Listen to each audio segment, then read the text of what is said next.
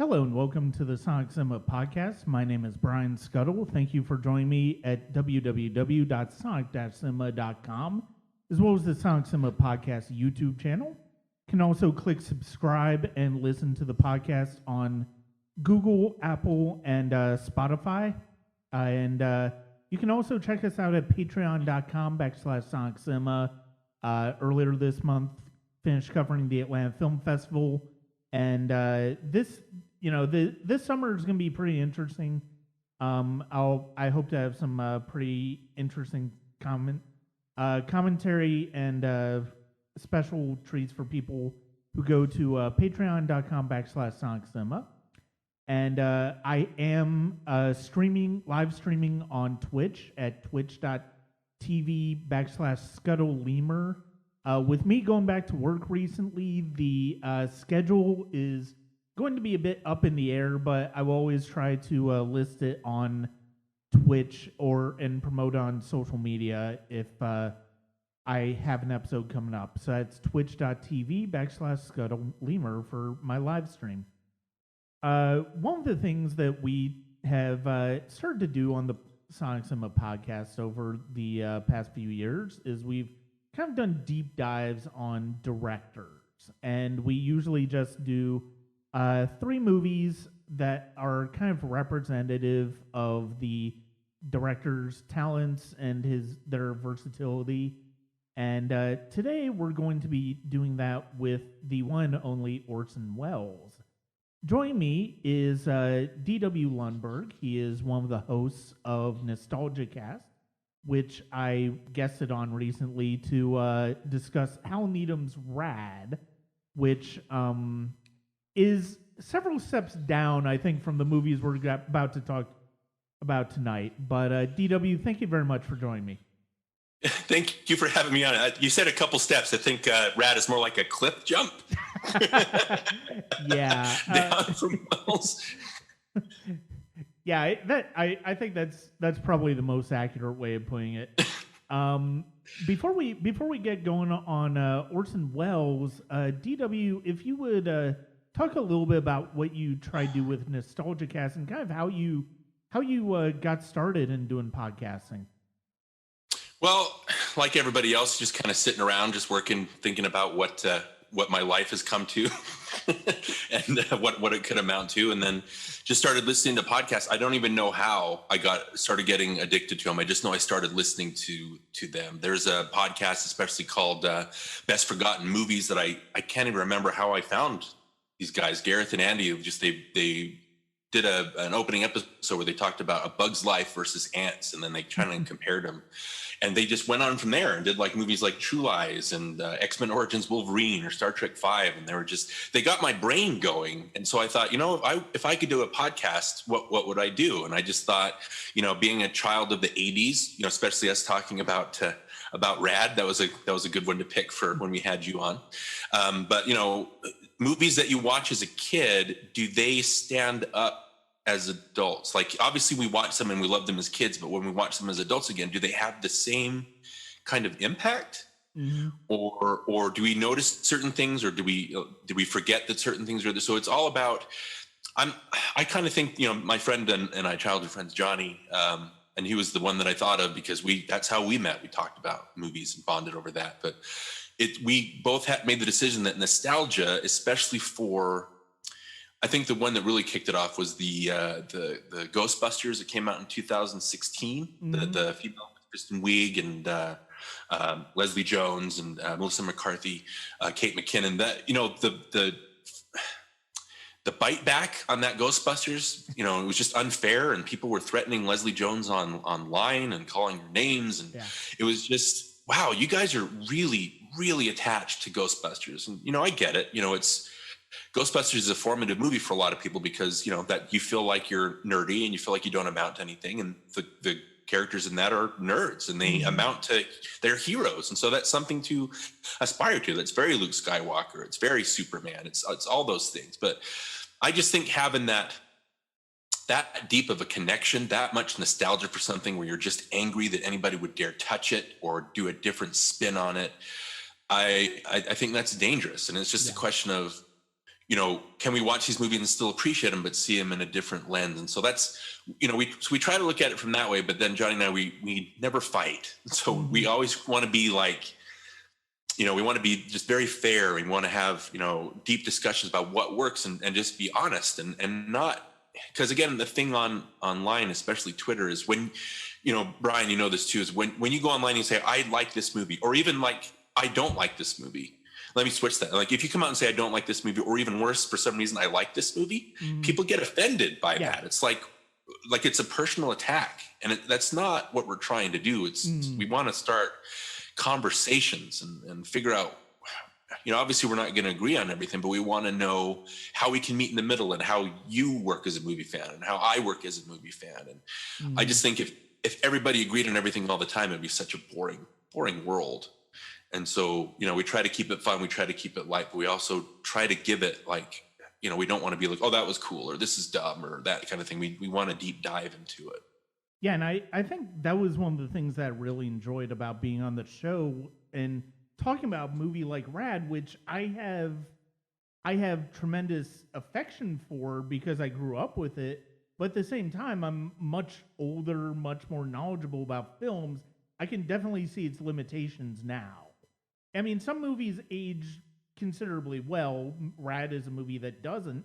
And we're going to be talking about 3 films here tonight that really age, in a way, they age like fine wine, and there's so much to discuss with them. And that's one of the, and when you talk about like having conversations where you don't necessarily agree, but they're respectful conversations, it's like, those are some of my favorite conversations to have with people about movies.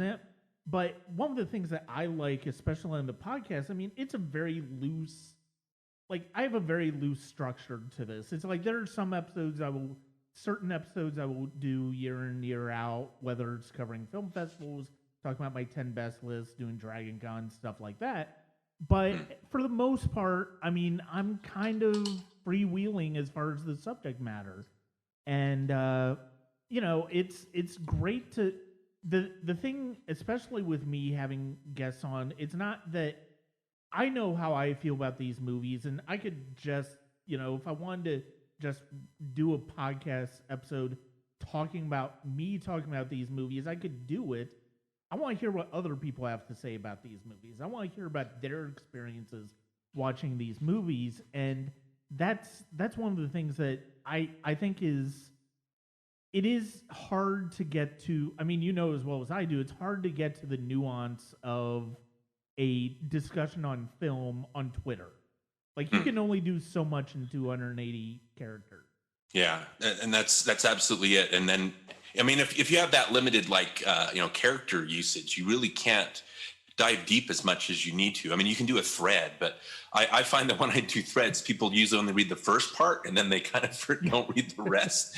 But, especially talking about Rad, I think the joke between you and I was that we don't think there's ever been a more deep dive conversation about Rad in the history of ever. But it was fun. I mean, Rad is not, we've mentioned a few times, it's not a good movie, but it's still, as far as quality, or especially compared to Orson Welles or anything like that, but it's fun. I mean, it strikes a particular nerve, and there's nothing wrong with that. There's nothing wrong with silliness. There's nothing wrong with liking something that's, not up to par. We can like all sorts of different things. And that's the conversation that we want to have. Again, it's about conversations. It's not about arguments. It's not about, alienating people. When I say I like a movie or I don't like a movie, I'm not doing that to say you're an idiot if you think different. Right.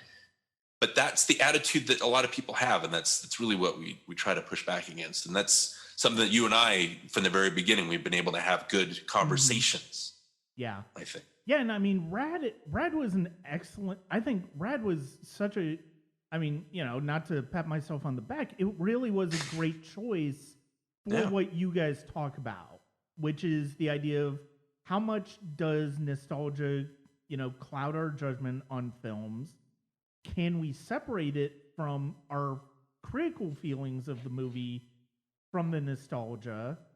And how does that impact how we sort of look at it now? Like, I can still watch rad and think it's an entertaining movie, I will fully acknowledge it's not a good movie. Like they're like we talked about in that episode, and if you haven't listened to NostalgiaCast, I highly recommend it. It's really an entertaining one. He has great guests, and I mean he and John, even when it's just he and Johnny, they do really great discussions on movies. And yeah, I mean you're one of my, like you were talking about you and I online having discussions on Twitter. It's like that's one of the things that is so fun about interacting with you, is the fact that it's like you're extremely knowledgeable about it, but you're also respectful, and that's the most important thing, I think. And we'll actually just go ahead and sort of dive into it. So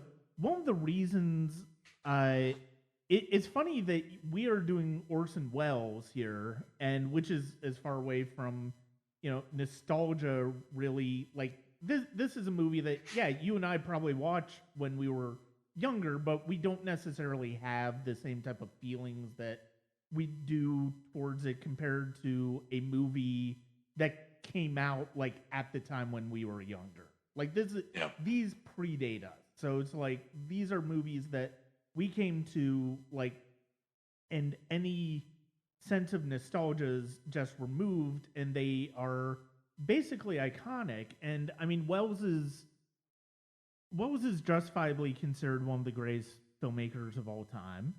It's funny that that's the case in a way, because of the fact that he really only had one movie where his unfettered vision was able to be fully realized, and that was his first movie. What is it about Orson Welles for you that makes him such a fascinating filmmaker? Well, again, thank you for the kind words about the podcast and about, me being on, and that's what we strive for. So I'm glad that you're able to pick up on that. And when I'm on Twitter, that I do want to be respectful. I do want to have conversations, but, even, when you talk about Orson Welles, even on Twitter, there's a big blowback for what a blowhard he was, and what a showman, and, just how in your face he was as an entertainer. And in a way, I get it, you know what I mean? But also that's something that makes him really charming to me, and very charismatic. And, the everybody thinks of, even if you don't know it, the reveal of Harry Lyman, the third man, that face is indelible. And it's an iconic face. And he just has, he has a very, he is a blowhard. You can just tell that just from listening to him or just watching him. And I just think, kind of going into my history about Citizen Kane and Orson Welles, is during the 90s, that's when I really started my movie education. I've always liked movies because my mom, I mention this on our podcast all the time. My mom, I was a single kid, and my mom was just her raising me. She would just leave me with movies. And so I was addicted to them. So I knew I liked movies, but I decided that I wanted to know more about where they come from. I'm the type that if I watch a movie, I don't think of, like, especially today, I have a hard time watching movies today because nothing is new. Yeah. Like every now and then you get a handful of something that breaks the rules. But like everything that's out is just like a repeat or a repurposing of something that's come before. And so I started picking up on that and wanted to know, okay, I need to know film history. I want to really go into it. And I want to, like, maybe be a screenwriter or a film critic. That's kind of the fun thing. And so when I started watching movies in the 90s, you have this list that teachers give you, or that, have, the pantheon of movies that you're supposed to watch in order for you to consider yourself like a moviegoer or a cinephile. And Citizen Kane was at the top of that. So naturally, when I was a teen in the 90s, you kind of push back against that. You're like, well, I'm not going to watch. I'm the greatest movie of all time. I'm going to watch other things. Yeah. And so I started watching John Ford. I started watching Casablanca. I started watching Kafka, and Mr. Smith Goes to Washington. It's a Wonderful Life. All the classics, and all the ones that. Casablanca is a movie that's hard to dislike. I mean, it's very, it's solid character-wise, it's solid filmmaking-wise, it's solid, movie quality-wise. But then you start to notice that every movie kind of has the same format, because I think that was just the motion picture code or whatever they had. like it would start with, you'd see an RKO picture, a Columbia picture, all that. And then they'd have like the title card, Ingrid Bergman and Humphrey Bogart in, and then they'd show the cast, and then they'd go into it. And then at the end, they would just have so every movie, the format of it was very static and it was all the same, which that's not a problem for me. It's just the way that it was. But then like putting Citizen Kane at the bottom of the watch list, when I finally got around to watching it, it was all of a sudden, after you're kind of lulled into that sense of security watching movies, and again, I don't mean that as a negative, because there's so many classics, and you can see like behind me, like all these movies are so great. But when Citizen Kane came along, from the first frames, it was like being in the desert after like 2 weeks or actually 2 weeks, after 2 days of trying to survive, and all of a sudden you get a big gulp of water. Or you're just so hot, and all of a sudden you get water splashing in your face and you're alive again. That's what Citizen Kane was like, because Orson Welles, from the very beginning, was a guy that was like, okay, like he started writing plays like by the time he was 10. He was on Broadway by the time he was 19. He was part of the Mercury Theater, in his early 20s. And then he did, in 1936, he did something called Voodoo Macbeth, which is just Macbeth, but with an all-black cast, which was against the rules. You couldn't do that. But it was such, he was such a showman, and he was like, you know what? If I can't, I'm going to do it. Like, you tell me I can't, I will do it. And then he became a big hit with that. And then obviously War of the Worlds, when he started taking charge of the Mercury Theater, he was like, I listened to all these productions. I can do it better. I can make this, I can lift this into the stratosphere. And again, War of the Worlds, very, very famous because people thought it was real if they tuned in late. And then, he had to apologize because it was such a, it raised such a ruckus, around town. And so by the time he got carte blanche to make Citizen Kane, again, he approached it the same way. He watched John Ford movies. I think he watched Stagecoach like 40 times.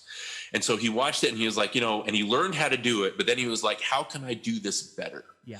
And so Citizen Kane, and it's weird to think of all the trouble he got into just for breaking little rules, like showing ceilings or putting the credits at the end, or, when I try to get my wife, she still hasn't watched Citizen Kane. I don't know if I want to subject her to that. But when I try to explain to her, like, yeah, they showed ceilings, like you didn't do it because there are microphones used on the stage and people didn't like that. And people thought that. And she's like, ceilings, like, what's the big deal? And it's weird thinking back in the 40s that was such a deal breaker for people.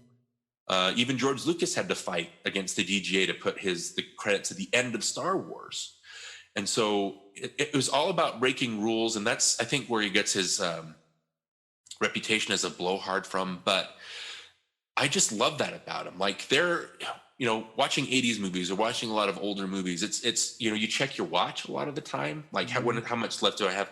I never feel that way with an Orson Welles movie because his movies are alive. And if, you showed me a clip from Lady from Shanghai, like any shot in there is so modern and it's so now. And it's so demanding of your attention that it's like, wow, like, who is this? Like, just from one frame of film, you know what I'm talking about? And so, I don't know. I like the blowhardedness of Orson Welles. He, if he just made Citizen Kane, that would be a legacy to be proud of. But he kept trying. And that's the thing, too, is he's one of the great directors. But if you watch, especially Othello, which anybody else had directed that movie with that, well, the sound quality or whatever and everything like that, they would have been thrown to the wolves or kicked to the curb. But since it's Orson Welles and we know the whole history of him fighting against the system just because he made a movie that broke rules or attacked William Randolph Hearst, mogul, that kind of stuff, that he paid for it the rest of his life, the rest of his career.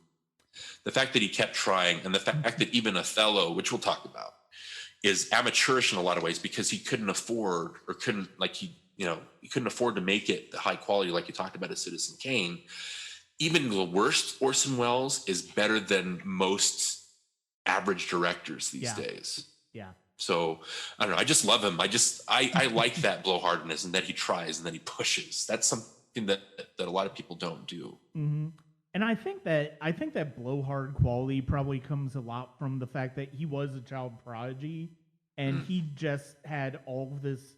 He had all of this gusto, and like you said, it's like he always was pushing the boundaries. He's always thinking about how to do something better and how to challenge conventional narrative, and that's one of the things that's just so remarkable that, and we'll talk about it a little bit more with the other two films that we're talking about. I mean, the obvious one we're going to start out with is, of course, Citizen Kane, and because it's the most famous one, and it's the one everybody knows. But, you know, the two movies that you and I chose, like, I chose one movie, you chose another. You chose Othello, and I chose The Trial. The thing that I can see completely why Welles probably really kind of saw Citizen Kane as sort of an albatross around his neck. Because if you're so famous for your first time out, people are not really going to appreciate when you continue to push the boundaries. And that's one of the things that's so striking. You mentioned Lady of Shanghai, which I love. It's one of my favorite film noirs. It's a film that I absolutely adore of his. And, you know, you talk about Othello, you talk about The Trial, you talk about Chimes at Midnight, and F for Fake, which I absolutely adore, and I seriously consider that being my personal choice of Welles. And then you look at Touch of Evil, which I think, as much as innovative as Citizen Kane is, I think Touch of Evil was just as innovative in the way it uses the soundtrack, in the way it uses the camera. It's just absolutely remarkable what he did as he went on throughout his career. Yeah, and I think that was the pushback, is just him trying to be better. That makes people kind of, who is this guy? You know, like, who are you to tell me how to do? I've been doing this for decades, and you're going to come in, you're going to make this movie, and you're going to show all of us up. And I completely understand where that negativity, comes from. But I don't know. I'll probably come back to it again and again. I think you need that. There's a difference. I talked a little bit about Michael Curtiz on Twitter a while back, who's not like he's not an auteur, I would say, but Curtiz is a master director because he knows how to get good performances out of people. He knows how to frame a shot. He knows how to tell a story. It's all very, stuff we take for granted. It's all simply done, but well done. And it's harder to do than you think. But then you have Orson Welles, or then you have, especially today, you have Fincher or Tarantino or your Nolan, or all these show off people that come in and think, I'm going to do this better. And there's some pushback against that. It's kind of like, what does Jeff Foxworthy say? It's the Jeff Gordon syndrome, where this person comes in and shows up, this youngin comes in and shows up all these professionals. And it's like, who is this kid? Like, you can't, you know what I mean? And so, I don't know. It's heartbreaking thinking that when people think of Orson Welles, they think of him in Transformers, the movie, which I was just talking to somebody the other day about, this is his best performance. And I was like, he couldn't even perform his lines. They had to come in and like amp up his voice with electronics. Like, that's not even mostly him. And like, I don't want to say obviously, but it's like, you can't look at it from that. No. If you think that's his crowning achievement, then it's like, I don't know how you're, we talk about trying to be respectful, but there are certain things where it's like, I don't get it. I don't get how you get to that point. No, that's absolutely true. And there are just certain times where you just kind of have to roll your eyes sometimes. And it's hard to, like you said, it's hard to be respectful. But Welles is somebody who is very easy to be respectful to as a creative artist. And he definitely, I mean, War of the Worlds, if you've never listened to Wells's War of the Worlds, it's highly recommended. I listened to it the first time when Spielberg's movie came out, and it's just absolutely, it's a riveting listen, and it really is. And you can tell why the panic happened because of the fact that he did such a good job of dramatizing that and making it feel real. And believable, right? Yeah. like it was actually happening. Like there's a very, like, you're in the moment, like when it opens up and it starts off, you can hear like the old band playing, and then they keep cutting in. And the funniest thing about War of the Worlds though is like toward the end, like the last 45 minutes is just Orson Welles just orating, just talking to himself, and that always cracks me up, because it's like, yeah, this guy loves the sound of his own voice, which might be why I kind of like him, because maybe I like the sound of my own voice. But and then afterwards, him apologizing in that famous like press conference, like you can tell he's really striving to apologize and be sincere, even though part of him's like, you can tell is like, yeah, I really did a good job here. And I think that's part of the pushback, is he knows that he's good, and I think it's the humility that the lack of humility that really sticks in people's craw, I think. I mean, to be fair, Wells has probably one of the greatest voices in movie history.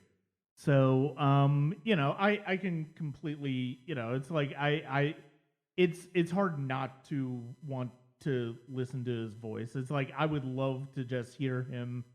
I wish he had been around at the time of like audio commentaries and stuff like that. I would have been fascinated to hear him like do one on Citizen Kane or Touch of Evil or just really anything. But so the first film we're going to go with is Citizen Kane. Came out in 1941. You mentioned David Fincher earlier. Last year, David Fincher, working from a script from his father, made Mank, which is about Herman Mankiewicz, who's the co-screenwriter on Citizen Kane. And he based Citizen Kane on William Randolph Hearst, and one of the ultimate MacGuffin, I think, in movie history, Rosebud, is a name of Marion, a private area of Marion Davies, who was William Randolph Hearst's lover. Mistress. Yeah. And it's funny because of the fact that I finally am starting to get caught up with the latest season of You Must Remember This, the podcast, and they're talking about, and she's talking about Orson, Herman, William Randolph Hearst, and Marion Davies in regards to this year's subject. It's really fascinating. If you've never listened to that podcast, that's an essential one to listen to if you love movie history. It is absolutely wonderful. That's Katrina Longworth, right? Yes. Smooth, sultry voice of Katrina Longworth. Yeah, she's very, very knowledgeable and that's a fun listen, that podcast. Yeah, it's really it's really an entertaining one. I think that the thing that always kind of surprises me about Citizen Kane, and I'll try not to repeat myself because of the fact that we're talking about Citizen Kane from perspective of Wells's career as opposed to just movies in general, because if you listen to the podcast, you know that I just talked about Citizen Kane a couple of episodes ago with regards to sort of established classics, movies that have a reputation of greatness and whether they hold up, and this one certainly does. And I think it's fascinating to imagine. It's not surprising if you've watched the documentary The Battle Over Citizen Kane. That is a terrific primer on the collision of William Randolph Hearst and Orson Welles, and how neither one of them really quote unquote won, I guess, that battle. I mean, you could say Welles won because of the fact that more people were familiar with Citizen Kane now than they are with William Randolph Hearst. But at the same time, I mean, it's the fact that he decided to take on such a subject his first time out, and it was based in and it's funny that this is the only movie that we're talking about that is a complete original from him. And the other ones that we're talking about are adaptations, and this is just such a towering piece of storytelling, and it's one of those seminal films in the ways that he challenged storytelling conventions at the time and cinematic storytelling conventions, but that's not part. And but the thing is, the thing that I'm always left with whenever I watch this is just how absolutely entertaining it is as well. Yeah. You mentioned Mank. You've seen it, right? Yeah. Obviously you have. I have yet to watch it just because, like I said, I have a hard time sitting down and watching newer movies. And when I heard what the premise was, it's basically about how Mankiewicz is the fight to make the movie and how he tried to make a name for himself. And Orson Welles how is Orson Welles presented in the movie? You don't really see Orson Welles a lot. You mainly hear him over the phone. It's mainly Mank. It's mainly Mankiewicz pulled up in a hotel room after a pretty bad bender, and it's basically him working through the screenplay. But you do kind of see. You do kind of get elements of the tension between him and Wells in terms of like authorship and what the movie should be about, how the movie should be. But you also get flashbacks of Mankiewicz with Hearst and Marion Davies as well. So. Yeah, well, first of all, it's interesting that even though Orson Welles is the one that he got screwed over, it was Mankiewicz that was friends with Hearst. And he's the one that had the idea for the screenplay. And, all the controversial stuff comes from him. And then Welles kind of added the cinematic stuff. Talking about Mank, I feel bad that I haven't seen it. But again, that doesn't really interest me as far as the screenplay goes. Because to me, it does the screenplay, other than some really good dialogue, and especially Everett Sloan's dialogue about the girl with the parasol, which is a great monologue. And it really ties in with the idea of memory to the movie, which, again, it's not just there for the sake of being there. Like everything else, it serves a purpose narrative-wise. But to me, Citizen Kane is not really about the writing as much as the visual storytelling. And again, there's a difference between showing Humphrey Bogart kind of agonizing over, Bergman and, his memories and sitting at a table with, the glass of bourbon or whatever and just rubbing his face. But then there's a shot in Citizen Kane, which, it's him signing away his legacy. And you have everybody talks about this shot, but it has the windows in the background and it just looks normal. But then when he signs away his company, Welles walks towards the window, and all of a sudden you realize that these windows are gigantic, and they're not on the floor. They're like 6 feet up from the floor, and so when they're towering over him. And so what that tells you is he's now dwarfed in the image. It's telling you didn't even have to know what he was signing away. You get from the visuals that he's being diminished, that something is being taken away from him. He's no longer important, no longer large in stature. And it's that, and that's just one shot. Every single shot in this movie, well, maybe not every shot, but almost every shot, every other shot, let's say, tells a story. And that's something visually, instead of just letting the actors do it. And so even acting wise, which again, everybody's good in the movie, but it's the direction and it's the way things are framed and it's the story that's being told within every shot. That is what attracts me to the movie more than the writing. So again, I apologize that I haven't watched Mank yet, but I'll get to it. But that kind of history is the least interesting thing for me because that's not why I really love the movie. Mm-hmm. Yeah, and it's the way that Welles constructs this movie is absolutely amazing because of the fact that you basically find out the entire story through newsreel first.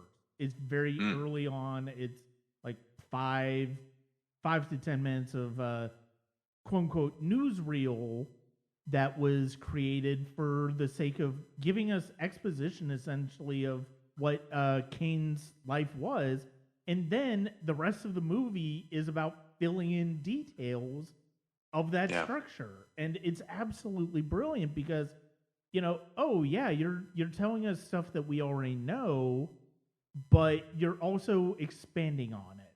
And it's one of the great examples of exposition that I think any movie has ever done. And, the thing that is so remarkable about Citizen Kane, apart from, there's a lot of great visual things, there's a lot of great revolutionary cinematic things, it's just a fun movie to watch. Like, it really just sucks you in from frame one, and you can't help but watch it. Yeah, it's the mystery of it. It's just the way that they're trying to uncover the past. And I don't know, I really like you said, the newsreel thing, how it basically lays out the entire movie for you and then lets you see everything in detail. Something that comes to mind with that is I remember watching Titanic and how James Cameron wrote it in the beginning about how they explained to Rose what's going to happen to the ship. You know, they talk about how it's going to break because, you know, the balance is off. And the way that they describe it, when it happens later in the movie, first of all, you're waiting for it to happen. Mm-hmm. And second of all, when it happens, you're not confused. At no point you're like, why is it breaking in half? Like, because you've been told what's happening. Yeah. And it's just about filling in the details. That's the stuff that really matters. And you're right. I feel bad that I pushed against watching it for so long, but I'm also not, because it primed me watching the dozens or countless movies before that. It primed me for what a game changer Citizen Kane was. And when they talk about it being homework, it's not. It's really entertaining. It's really fast paced. Orson Welles is really fun to watch. Like I said, he's really charismatic. There's so much going on, and it's just the way that it's framed and the way that it's shot and everything. It's just relentlessly entertaining. It's so fun to watch. And I think that's what a lot of people don't realize about the movie.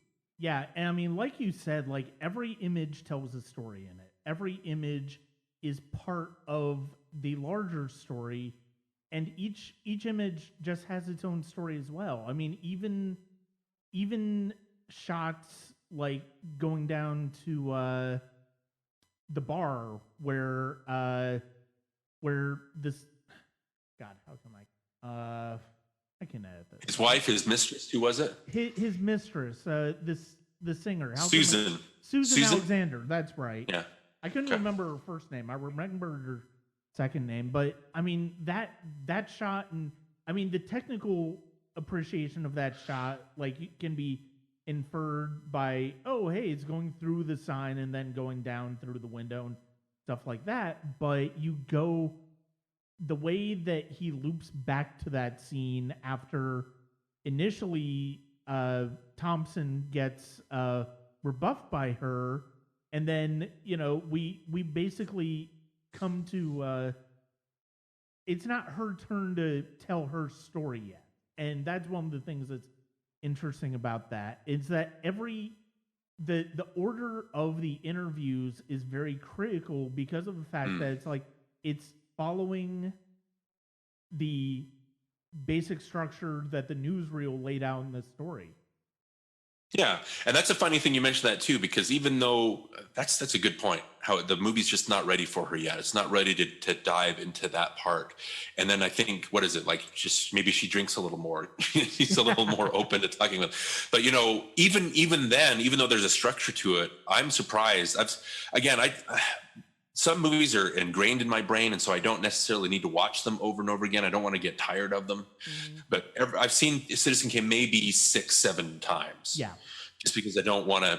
But every time I watch it, I'm surprised, because that nonlinear structure, which again was something that people fought against and got him in trouble, because things are out of order, I forget what happens next. There's even the narrative is alive, like, because it's not predictable. Like, oh, this part's here. The part with the window comes at 27 minutes in. I'm like, I thought this was much later, but it's now? Okay. Yeah. But again, every little scene, again, I'm reminded of the one where he's, what's his wife's name? Emily. When it's the table scene where they're at dinner, and it starts off with a shot of them, a two shot of them at the table, and then it keeps going, and they get older and older, and their politics get more, you can tell they're separating, they're more dour with each other. Mm-hmm. And then by the end, the camera pulls, and it keeps doing these back and forth shots, two, but at the end, the camera backs up, and now you see them like at opposite ends of a long table. Mm-hmm. And again, that just tells a story, right? I'm amazed every time I watch it. I have a big grin on my face every time I'm watching the scenes, because the audacity of it, and also how alive the storytelling is.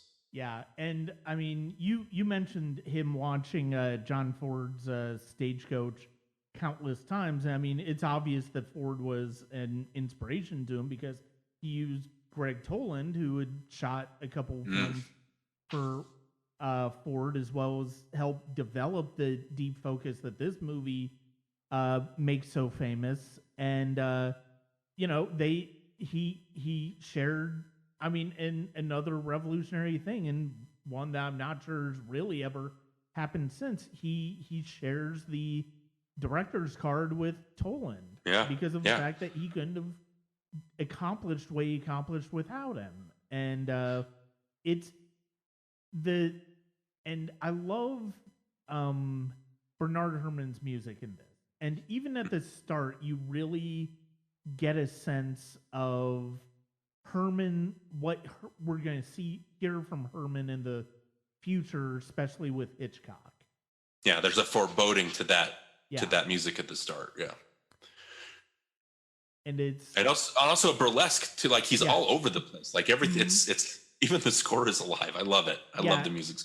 Yeah, and I mean, we're going to talk about, and we're going to talk about Othello, and the thing that I love about Welles, and I think this did come from his time on radio, is his use of sound and the use of sound effects, and also the use of music, because you hear it in Citizen Kane with Herrmann's score, like you said, it's kind of all over the place. There's a lot of different tone changes in the type of score that we get, and includes opera at times. And then we'll talk about Othello later, but then you have Touch of Evil, what Henry Mancini does in that movie, and I love, and that's probably one of my favorite soundtracks of all time, and it's because of the fact that there's the way Mancini uses music that's supposed to come out of an on-screen source like a radio or anything like that, versus something that's going to be coming out of a player piano or something that's just traditional score, and that's as much Welles's decisions as it is Mancini's. And you listen to some of the choices that Welles makes over and over, and you see the choices that Welles makes over and over in each film, and it's just absolutely striking. Like he understands, even before it's understandable. It's almost, I don't want to say it's obvious how great Citizen Kane was going to turn out to be, but when you consider his background in theater, his ability to direct actors, his ability to create a story out of sound and just the sound of a voice or the sound effects and music, you could tell that he was going to do something special whenever he got behind the screen, behind the camera.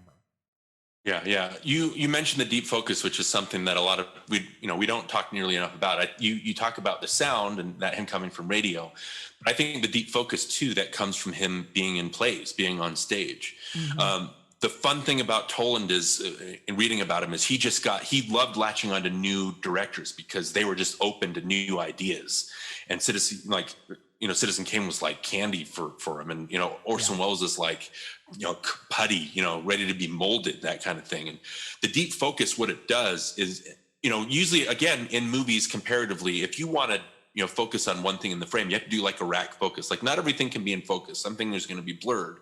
And so if you want to go, have Jimmy Stewart in, the middle of Congress and, he grabs papers or whatever, you have to zoom in on the papers. You have to like have the camera focus on the eyes of like the members of the, Congress sitting out there. You have to rack focus to them. But with deep focus, everything is there, and so there's nothing to guide your eye besides the acting and where they go, and the triangular kind of formation that Toland and Welles are able to formulate. Your eyes, and that's very play-like, because you have to focus on actors and things that are happening upstage and downstage and all those things. And it's just, again, it's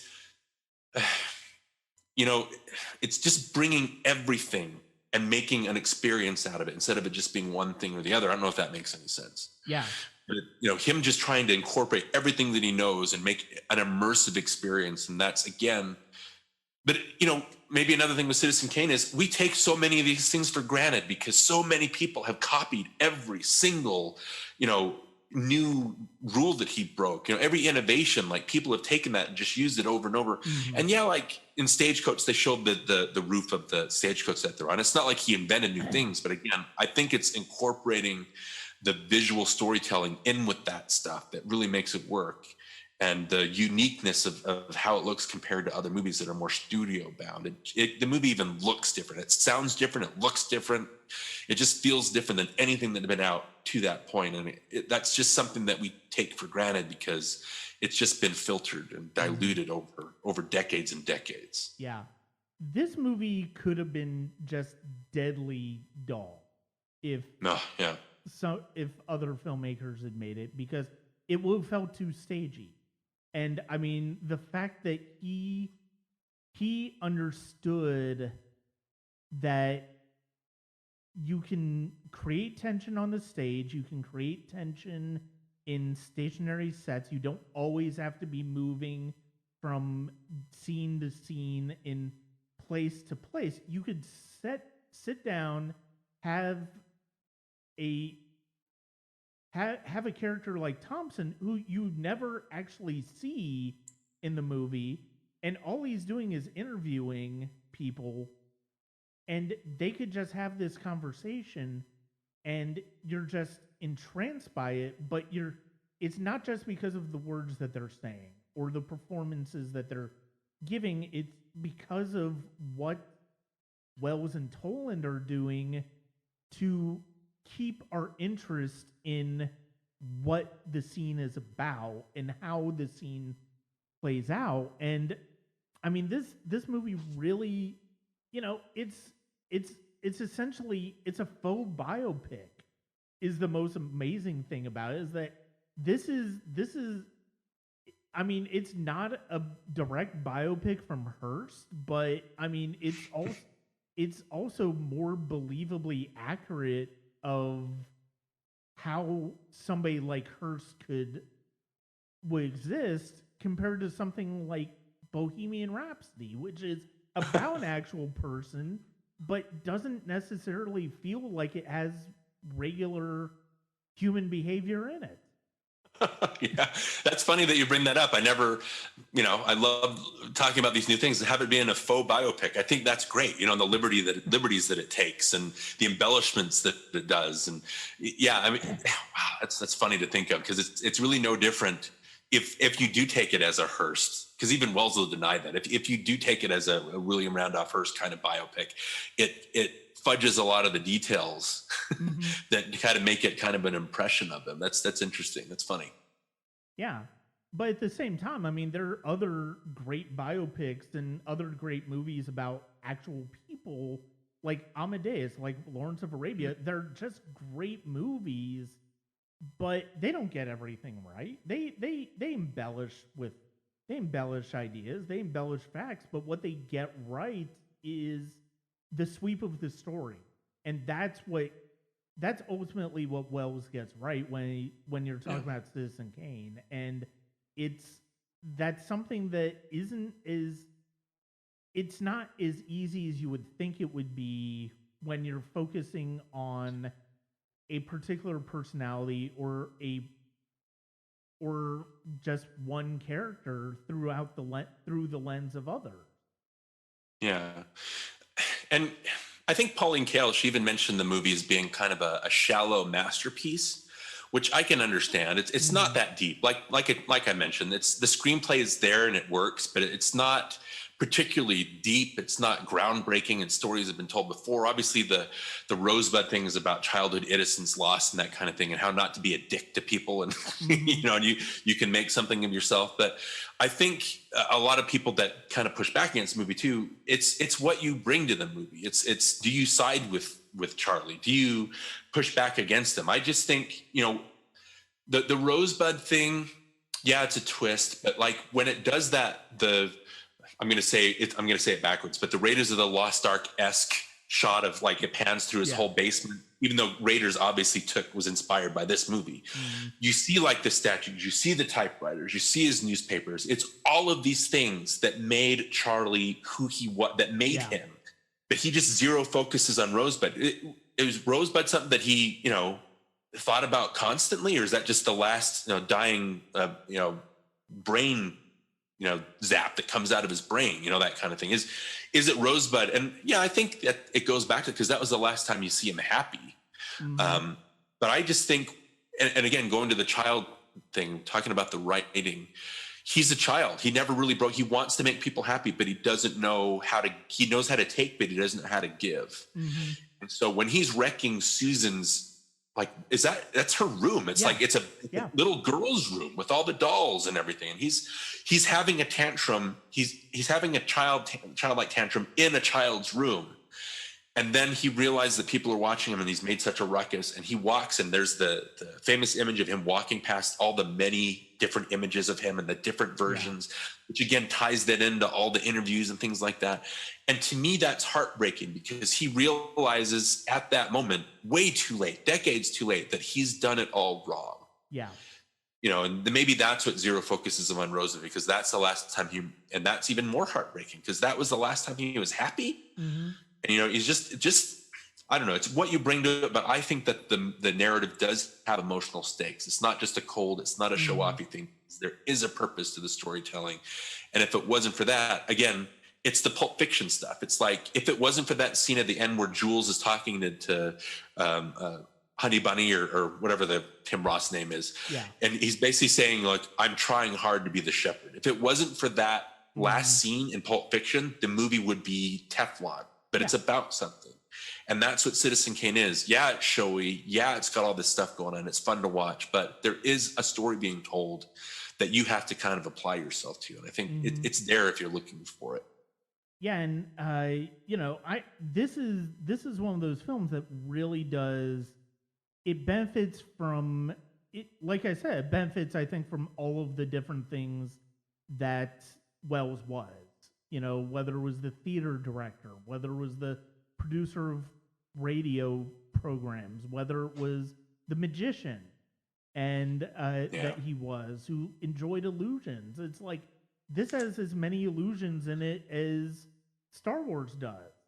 It can, to a certain extent, it's almost as artificial as Star Wars is. But like you said, that emotional connection to the character, to the story, and to ultimately what that character lost in his pursuit of, it really is about as pure of an example of the corrupting influence of power as I think any movie has ever done. And it does it without, like, explicitly saying this is what this is about.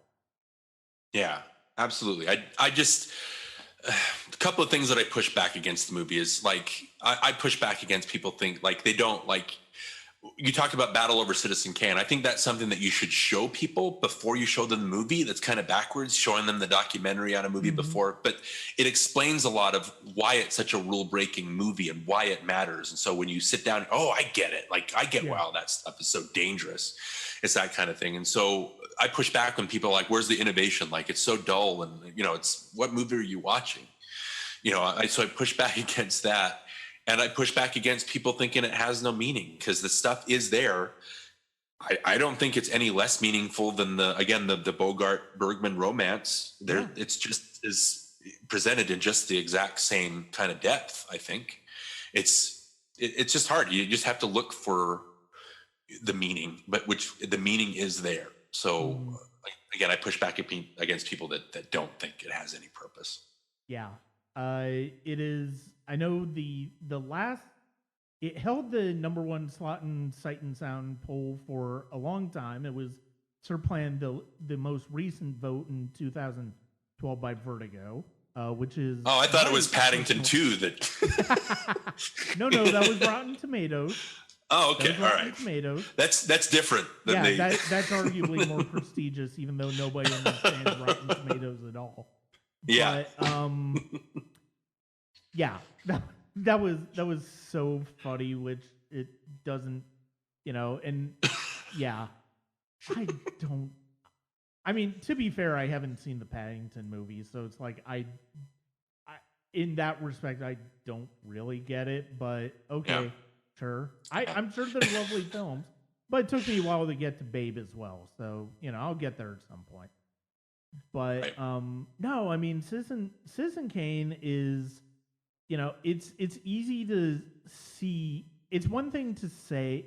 One of the things that I love about this movie is that it's very easy to say, "Oh, this is a great movie," and it's like, "Well, why is it a great movie?" Well, it's like we've talked about a lot of it. We've talked about the performances. We've talked about the visual storytelling. We've talked about the visual language of the movie, the way the story is told. We really haven't even delved into the performances. Joseph Cotton is terrific. William Allen, you did mention, has that wonderful monologue.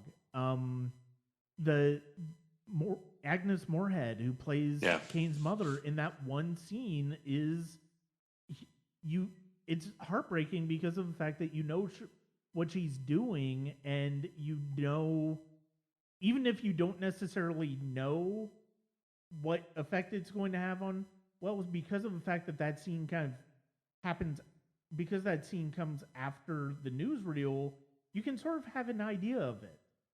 Yeah. And it's just such a tremendous piece of filmmaking. I mean, it can feel like homework, but it really isn't.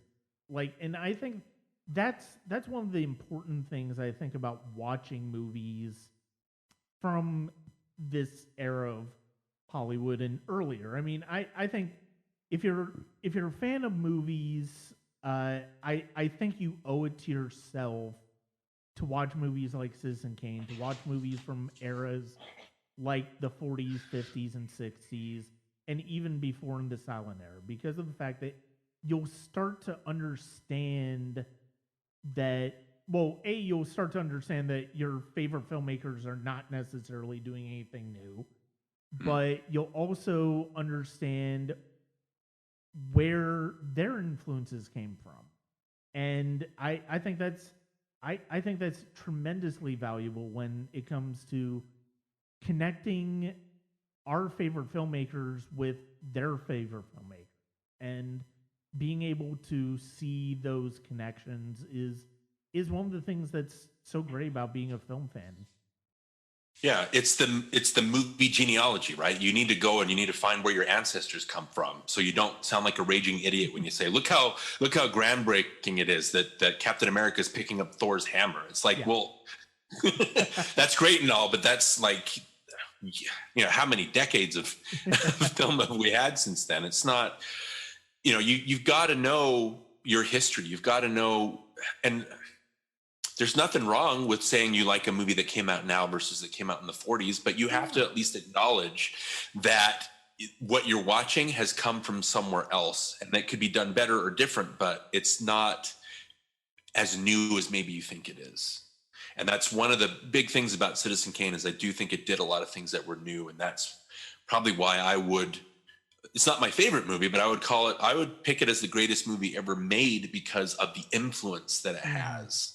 Yeah. But, you can make the argument that a bunch of other movies are the greatest ever. I just think that's the one that, especially the way that I came to it, it's been formative for me as a movie watcher. Mm-hmm. Yeah. And, no film exists in a bubble. Like, no film truly exists in a bubble. It's like everything. It's not to say that everything has been done before, but a lot of the ideas that we see now have been explored before in a different way. And I think that's one of the things. Like, you look at a movie. I mean, you look at biopics. And I mean, I brought them up. It's like, this is almost a faux biopic because of the fact that it's basically about one person's life, and Wells treats it like that. And I mean, you having that perspective can maybe give you an appreciation about why certain movies in that genre work and other movies don't. And if you're, and one of the reasons that biopics cannot necessarily work is because of the fact is if they sand all of the edges off and it's just nice and smooth and all of that. But I mean, that's one of the things that's great about what Kane is here. He's not an anti-hero. It's like that's a word that gets misused a lot. He's the protagonist of a movie, but he's got a lot of flaws to him. Yeah. But he's no less compelling as a result of it. Yeah, it's the Jake LaMotta and Raging Bull syndrome. Just because you don't like a person, that doesn't make him less compelling. Yeah. You know, Charlie is human, and that's why I mentioned like the end when he just realizes that he's lost and how much he's done wrong. It's like, oh man, you feel for him because in that moment because he's just lost, and he should have wigged onto that a long time ago. That's the tragedy of him. Yeah. We could go on talking about Citizen Kane, but yes, we could. But the fact is, we have two other films, and these two are. I'm not gonna say they're as important to Welles' legacy as Citizen Kane is. I mean, Citizen Kane is a behemoth in the same way that Star Wars is, or Jaws is, and a bunch of other, or The Godfather is, but. Avengers Infinity War. Yeah, well, I mean, I would go with Cherry, but, I would not go with Cherry. That was such an awful movie. No, I got it. But, no, the next two films that we're covering, and the first one is Othello, which you selected. You brought up the idea of doing one of his Shakespeare adaptations, and I chose Othello because I'd never actually seen this one before. Yeah. This one is, and if you are interested in seeing it, is available on IMDb TV, so you can watch it there. It's also available on disc through the Criterion Collection, I believe. Yep, that's how I watched it. And this is a pretty interesting adaptation. I'm not as Shakespeare literate as I probably should be, so I'm not overly familiar with the play beyond what I've read about it and stuff like that. And watching Othello, this was probably one of the toughest shoots Welles ever had. Because he basically had to start and stop several times because he kept running out of money. It is a tremendous credit to that man that not only is this a wonderful film to watch, a fascinating film to watch, but that he was able to keep a consistent visual style throughout all of those breaks in filmmaking, which took up about 3 years. And it is absolute, like if you look on IMDb, like 5 cinematographers are credited on this movie. You would not know it looking at this movie. And and one of the things that I think focusing solely on Citizen Kane does an injustice to Welles in a lot of ways. It kind of neglects the great work that he did afterwards. B, he continued, like you said, he continued to keep experimenting with each film. He kept continuing to push himself with each film, and you definitely see that with Othello. Yeah, it's when we talked about it, I think the one that I wanted to do was Chimes at Midnight. That if I talked about Citizen Kane being the greatest movie ever made, but I think my favorite Welles movie is probably Chimes at Midnight, just because sorry, I threw away my notes here. The way that he makes Falstaff the character, but he combines like Henry IV and Richard II and Henry V and the Merry Wives of Windsor. Like Falstaff was a character in those plays, and he took all of the text from those plays and he combined them into a movie just based around Falstaff. I mean, how ballsy is that as far as like Shakespeare adaptation? And watching the movie, it's just as alive as Citizen Kane. I think Welles picks Chimes at Midnight as his favorite movie that he made, but but it does Chimes at Midnight, even though I think it's a better movie than Othello because he didn't Obviously, he ran into production troubles, but not as many. But it shares a lot of the same qualities. It shares like the dubbed voices. It shares like the off kilter sound. Like some of the editing doesn't really match. So it shares a lot of that. I just think with Othello, you can if you know the history of it, you can see all the problems. Like, oh yeah, obviously, except for the cinematography, which you mentioned. Like you can tell from the dubbing and from like some shots within scenes don't look like they're taking place in the same sets. Mm-hmm. And that's how it was because they were all over. You know, they were in Italy, they were in, just all over the place. It's different countries because that's where he would shoot. Such a weird idea that he had to leave, and the money that he made off of The Third Man, like he put into this movie. There's a story, I don't know what movie it was, but like he worked for another movie, and part of his contract, he made them make him a coat that had a fur lining, and they couldn't understand why he did that. But it's like, well, it's in your contract. And then later he used that jacket for Othello, like you can see, and so he's just able to play the system to make it work. I just think it's just so funny, just the production history of it. And any other filmmaker, if it was any other filmmaker, would you think we would have cut it as much slack for all the production issues that you can see happening? No.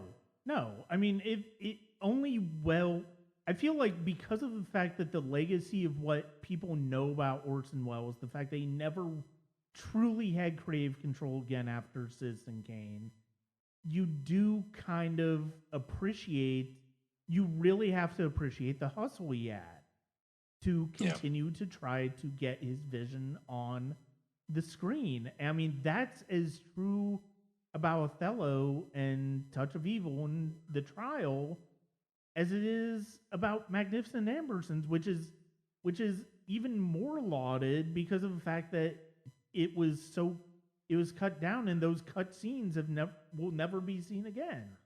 Yeah. And so the legacy of Magnificent Ambersons is greater, and I'm not sure. It's a good film. It's a really good film from him.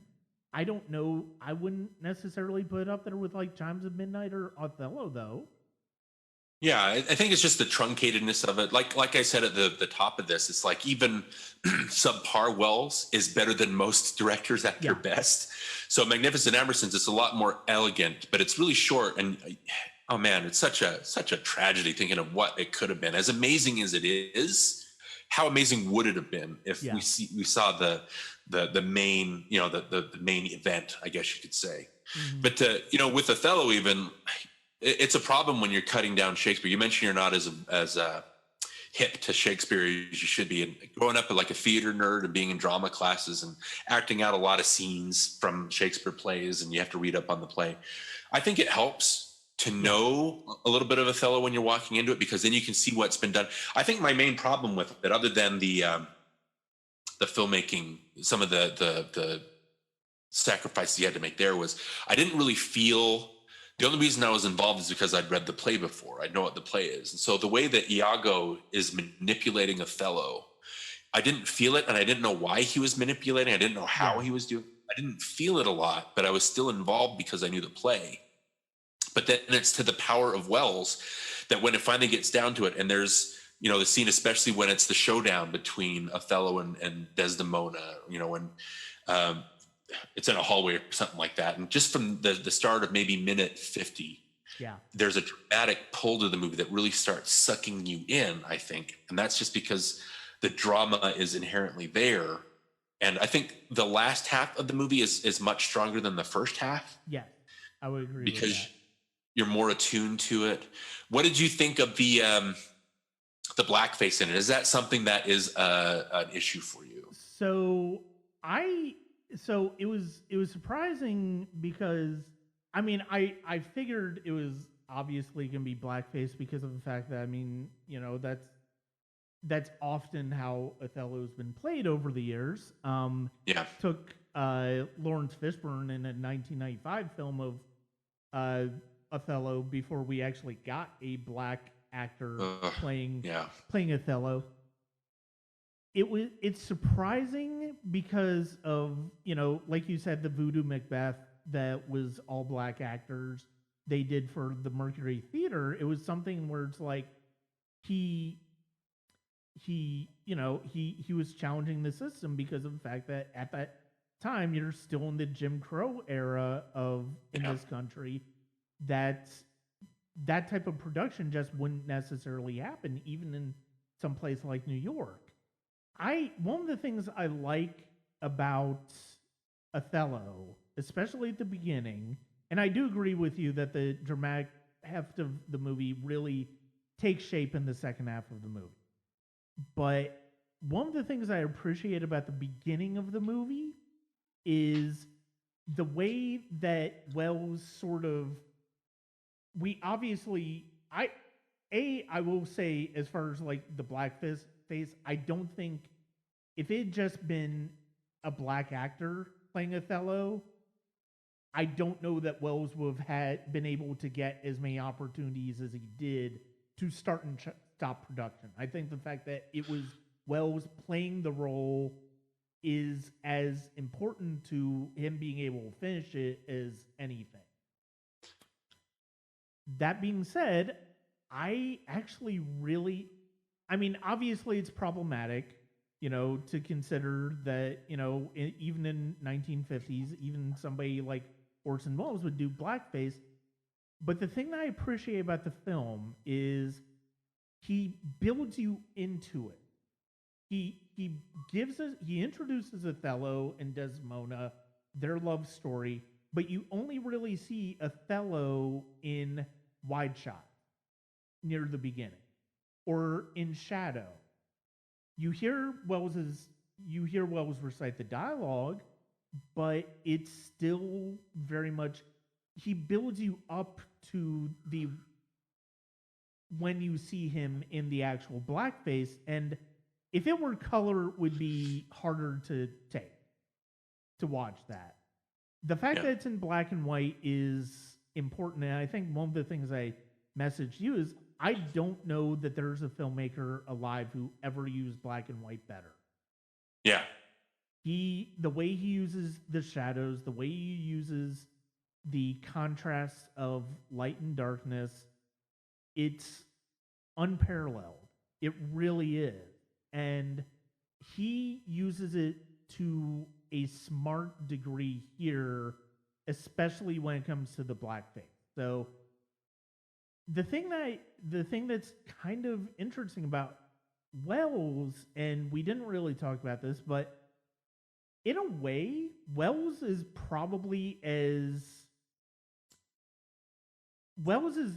larger, a lot of times you can look at filmmakers and movies and you can sort of see the filmmakers on the screen, and you can sort of see, if you understand the filmmaker's personal life or something like that, or their view philosophy, you can kind of see why they would choose the picture movies that they're making. Mel Gibson is a good example. He is somebody who very much has a martyr complex. You see it in Passion of the Christ, and Apocalypto, and Hacksaw Ridge. You see somebody driven by faith, and it's one, and obviously Braveheart.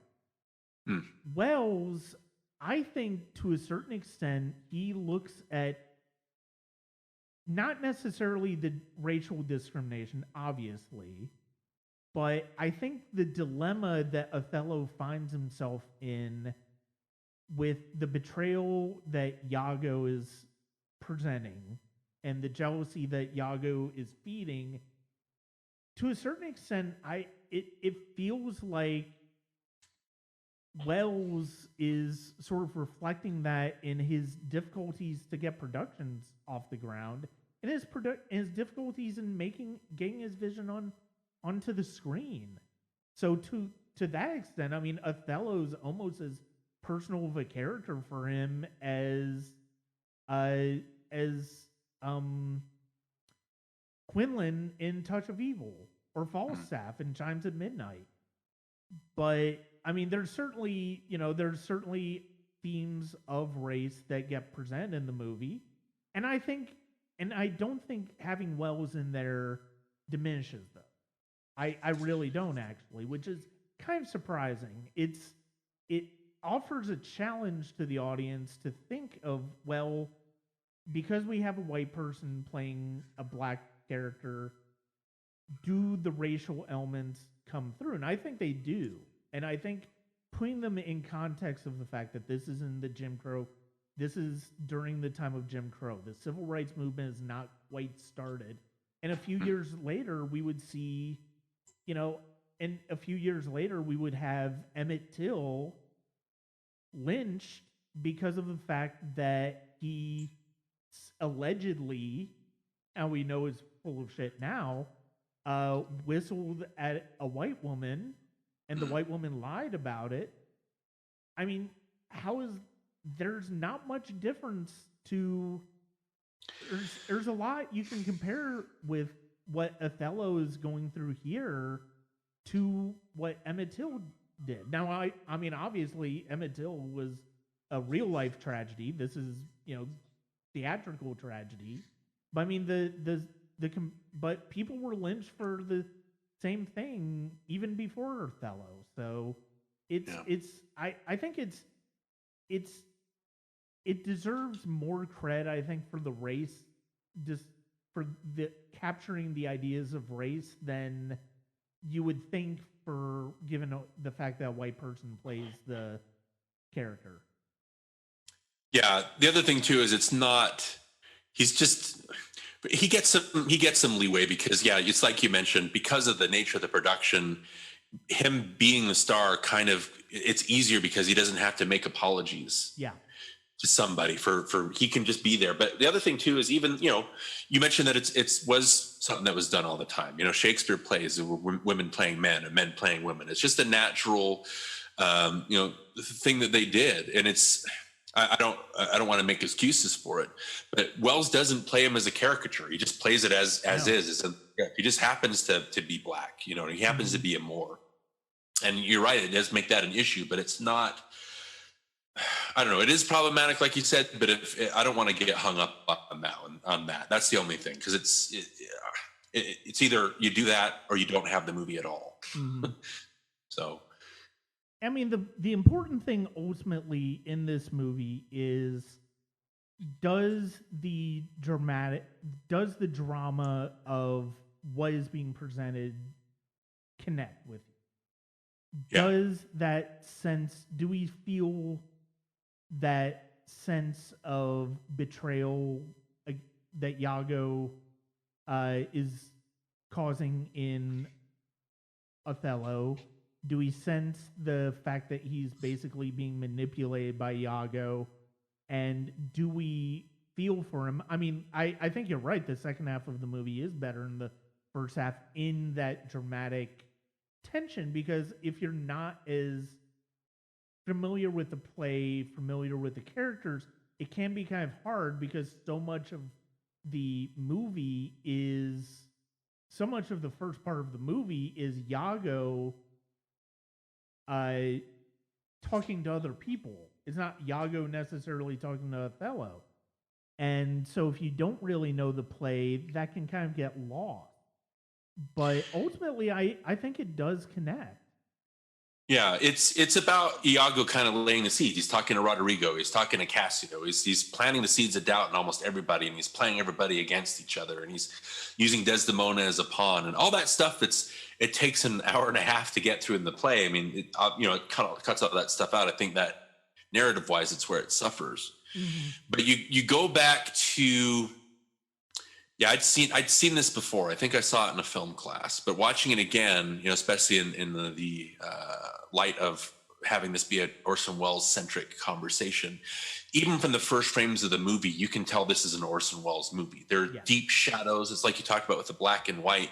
There's the like almost chiaroscuro imagery. It's very stark, and I was amazed at how black he could make the blacks of the pallbearers. Like you couldn't see their faces, and just it creates this austere. We talked about Bernard Herrmann's music. Creating that mood. Who are the I'm gonna mess this up. Angelo Francesco Lavagno and Alberto Barberis. I think they were I'm messing that up. But their score, the dum dum, it has that foreboding nature of it. And you talked about personality of directors too. even though there's some truncatedness, and you can tell that some of the film stock doesn't match because he was shooting under different circumstances and different situations.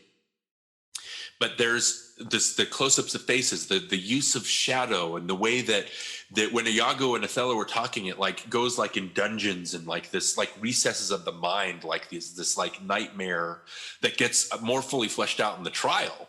But like Othello, when they're having these conversations, you can tell that it's the inner workings of Othello's mind and how he's framed in the back of shots and how he's like underneath, awnings and stairs and in the background of shots, and how he's a very menacing character, or when it's turned back on him that he's being menaced. Yeah. I don't know if that makes any sense. But again, the use of the blacks and the whites and the shadows and the way it plays off of faces and hides, features of people, it's very, very striking. And I think it's that focusing on, I think I wrote in my notes, like the one thing I wrote was every damn image in this thing. Like every image is like, whoa. How did he do that? Like, that is amazing. And like you said, you can't tell there's different cinematographers, but that's him working with Greg Toland. Was the same way he worked with Breezy and Aldo and Fanto, the cinematographers that are credited on this. They're all of a piece because they're all in tune with what Welles is trying to get across. That striking imagery, it smoothed over a lot of the rougher edges for me because it was still, you could tell that's where the money went. Yeah. And just the way that the shots are staged and the way that they're composed is just gorgeous and so wow. Again, I never checked the time on this movie just because I was so wowed by everything that was going on. Yeah. No, and you mentioned the score, and I absolutely adore the score in this movie. It starts and it's funny because in a way, all three of these movies that we're talking about tonight, and we'll get to the trial, have opening sequences that basically, set up everything that's going to happen afterward. And Othello begins with Othello and Desdemona's funeral, which is not in the play. But it's a brilliant and striking way to start, especially with the Gregorian chant music at the beginning. It just captures this sense of impending dread of what we're about to see that just it haunts over everything in this film. Yeah. And again, I don't know if gorgeous is the right word to describe it, because it's the images are beautiful, but they're very what's the word? They're dark. It's very threatening. It's very foreboding. Like all the shot, it's a dark. I don't want to say ugly either, but just the way that it's stark. Too. Yeah. I'm not finding the exact right word I want here, but like I mentioned, stark is a good way of putting it. Yeah. But gorgeously composed, at least. And again, the use of the colors and the black and white. Even mentioning the other side of the wind, which I thought was like a holy grail kind of thing. But the color, I didn't enjoy it as much because I think black and white is where his gifts are. Yeah. And for fake, it works because it's a faux documentary, like a faux 1970s documentary. So everything that they're doing is of a piece with it. But I just think that the black and white, there's so, the kids these days that say that everything needs to be in color, but there's so much personality and so much that can be said, so much volume to the imagery and the storytelling. And it's like we mentioned too, there's still a lot of visual storytelling going on with the dungeons and especially at the end when Iago realizes that he's been Othello realizes he's been manipulated. It's the shot of Welles and it's just going around and around and around and it's just disorienting. It's telling a story. Yeah. You know what I mean? And him behind the bars, it's like him trapped behind his stupidity and his stubbornness and the blindness and not being able to see what was going on until it was too late. Again, there's still a lot of visual storytelling going on in this. And again, it's like you said, it's not as wow in your face as Citizen Kane, but there's still enough going on that you're like, yeah, this is an Orson Welles movie. Yeah. And, I would agree. I think Chimes at Midnight is probably a better film. I mean, it's certainly as an adaptation, as a challenging adaptation of Shakespeare from Welles. I I think it's easy to see at Chimes of Midnight is definitely a better film. I think, but Othello I think is admirable considering the limitations that he had in filming it, in the choice of him to play Othello himself in blackface.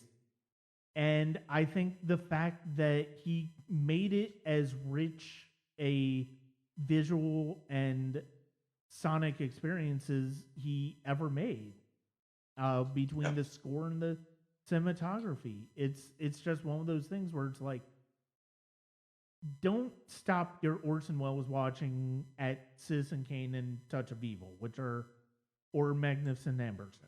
It's like, dig deeper into his work, and you will see that this man challenged audiences and challenged himself for the entire rest of his life. Yeah. The other thing too with this movie is I don't think, maybe the last thing I want to mention, obviously I think the movie's great. I think it's just an experience. I think even though it's fascinating to watch as a curio and the struggles that he went through, and it's kind of a miracle that the movie is as good as it is with all the troubles that they face, but I still enjoyed it. It makes a stamp. And I don't think Wells gets enough credit as an adapter of Shakespeare as much as, say, Branagh or Olivier does. I think Wells and Kurosawa, to an extent, are like second-tier Shakespeare adapters, even though they're just as strong, if not stronger, than Branagh or Olivier. You have Kurosawa with Throne of Blood doing Macbeth, speaking of Orson Welles. You have Ron being King Lear, The Bad Sleep Well, which I like a lot, being Hamlet. But then you also have Chimes of Midnight. You have Wells did Macbeth, which I haven't seen yet, even though I will. But he brings a personality and a life to Shakespeare that's just as important as all these other more famous kind of caretakers of Shakespeare on film, I think. Yeah. And that, with that being said, I don't really have a whole lot else for myself to say about Othello. Like I said, it's on IMDb TV, which you can watch through Prime, and it's well worth watching. You'll have to watch it with ads, so there are some kind of awkward ad breaks in the movie, but it's still definitely worth checking out. That brings us to our final choice, which was my personal choice, which I think Touch of Evil is probably my favorite Orson Welles film, but not far behind it is his adaptation of Franz Kafka's The Trial from 1962. Stars Anthony Perkins, and it tells the classic story of Joseph K., who's a man who is accused of a crime he does not know what he's accused of. He's never told what he's accused of, and he basically spends 2 hours trying to suss out the mystery of it, and eventually the system it does him in. And this is actually a movie that a friend of mine turned me on to, and I have it through a $2 2-pack DVDs from Walmart, which is how I got it, and I really hope Criterion gets their hands on this thing. I really do, because this movie is such a brilliant adaptation and such a brilliant piece of filmmaking. I mean, as gorgeous as stark and as beautiful as the black and white is in Othello and Citizen Kane, The Trial is one of those movies that I think is on par with both of those in this respect. Yeah, it's we talked about Citizen Kane being the only movie that he was able to bring to the screen exactly how I think this one probably comes in second. Yeah. I know it was Alexander Salkind, which was, I always laugh when I see that name just because I'm a big Superman 1978 fan, and how they screwed over Richard Donner has always been a big form of contention with me. Yeah. But it was funny seeing that, oh, how compromised is this going to be? But like, Salkind, I think he approached Welles and said, I want you to adapt something for us. Here's a list of things that we can do, and they're all in the public domain, which, again, very Salkind. When Welles picked the trial was actually not in public domain, from what I understand. So they actually had to fight for the rights to be able to film it, even while Welles is writing the screenplay. But, it has...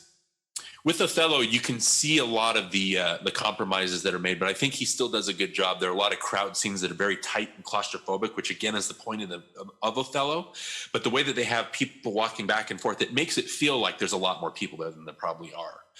But with the trial, when Joseph K is walking through his workspace and there's just the mass, the giant room of all the workers, you can see, again, with the deep focus, you can see everything. And again, just him walking past all the workers, there are shades of Lang's Metropolis. There are shades of, I think Tati kind of ripped that off later for, not ripped off, but kind of repurposed it for Playtime. The Apartment with, Billy Wilder's Apartment has those shots in it. So it's very akin to that. But like how what's the word I'm looking for? Just how massive that set is and how deep it goes. You're like, whoa, this is a giant budget movie. You know what I mean? And when he goes to the court and it's like the Shakespeare in the round, the theater, and how it's just vertical, and it's all the crowds. And it's like, wow, this movie looks like it cost a fortune when they, and when they go to the opera later, and it looks like it's not compromised at all. It looks like a big, giant scaled movie. Mm-hmm. The thing that I really like, and this was my first time watching it.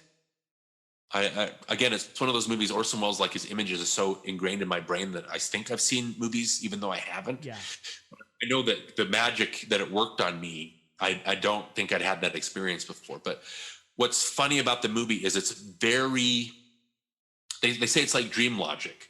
So it's very off kilter. It's very like surrealistic, for lack of a better word. It's very, Kafka-esque. Right. And so it's a movie that when you vibe with what it's doing, like it's supposed to disconcert you. Like, why are there people in rooms and where are they coming from? Or didn't he just say that was his landlady's room? But then why are the guys coming out of it? Why does it look like a closet? Yeah. All this stuff. Like it. And after a while, it's like It's like a nightmare. Like as any movie that I've seen, this comes closest to understanding and kind of translating what it's like to be in a nightmare. Mm-hmm. Just because of the way it's done. And once like I said, what I liked about it, I like that it's very surrealistic. And then it's a movie that once I get that and I get what it's trying to do, it's going to be fun to go back and watch it again and pick out the different details or different scenes of what they were trying to do here, what they were trying to do there, how that ties into the theme. I just think it's, when you watch it for the first time, because it's not like anything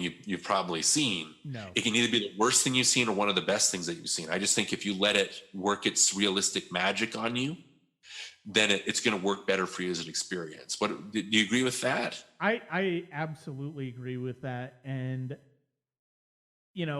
obviously you can obviously see how somebody like David Lynch could be inspired by this.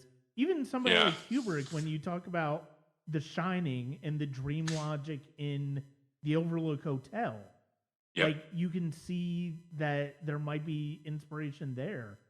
I'm very curious how many times Steven Soderbergh rewatched this movie before he directed Kafka with Jeremy Irons, or Alex Proyas with Dark City, and or even Knowing for Proyas. It's fascinating. Lem Dobbs is a common screenwriter in both Kafka and Dark City, but this movie hinges as much on the performance by Anthony Perkins as it does the visual language of Orson Welles. Yeah.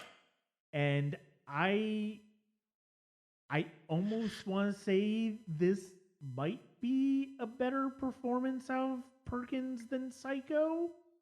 That's a tall order, but Well, he's definitely in the movie. He's in the movie a lot more. Well, yeah. He's center of everything. So yeah, I would agree with you. It's they use some of the Norman Bates-ishness of him to kind of, is he guilty and what is he guilty of? And like, you're just, No, and this is his performance in this is just it's a masterclass in anxiety on film.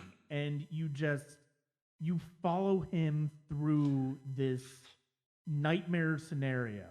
I mean, it's a classic Hitchcockian premise. It's like the man who doesn't know what he's accused of. It's essentially a twisted version of North by Northwest, where it's like Cary Grant in that Roger Thornhill in that movie doesn't know what he's accused of for a long. He doesn't really understand why he's in this scenario for a long time, and it's the same with Joseph Kane in this movie, where he doesn't, but except he truly doesn't understand because nobody ever explains it to him.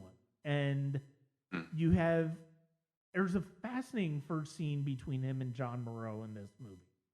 And it's just so wonderfully played. And I love what you said about, the officers coming out who, his landlady's, apartment, but it's like, wait a minute, why are they in there? And like just the way the scenes, the dialogue is so circular in each of these scenes.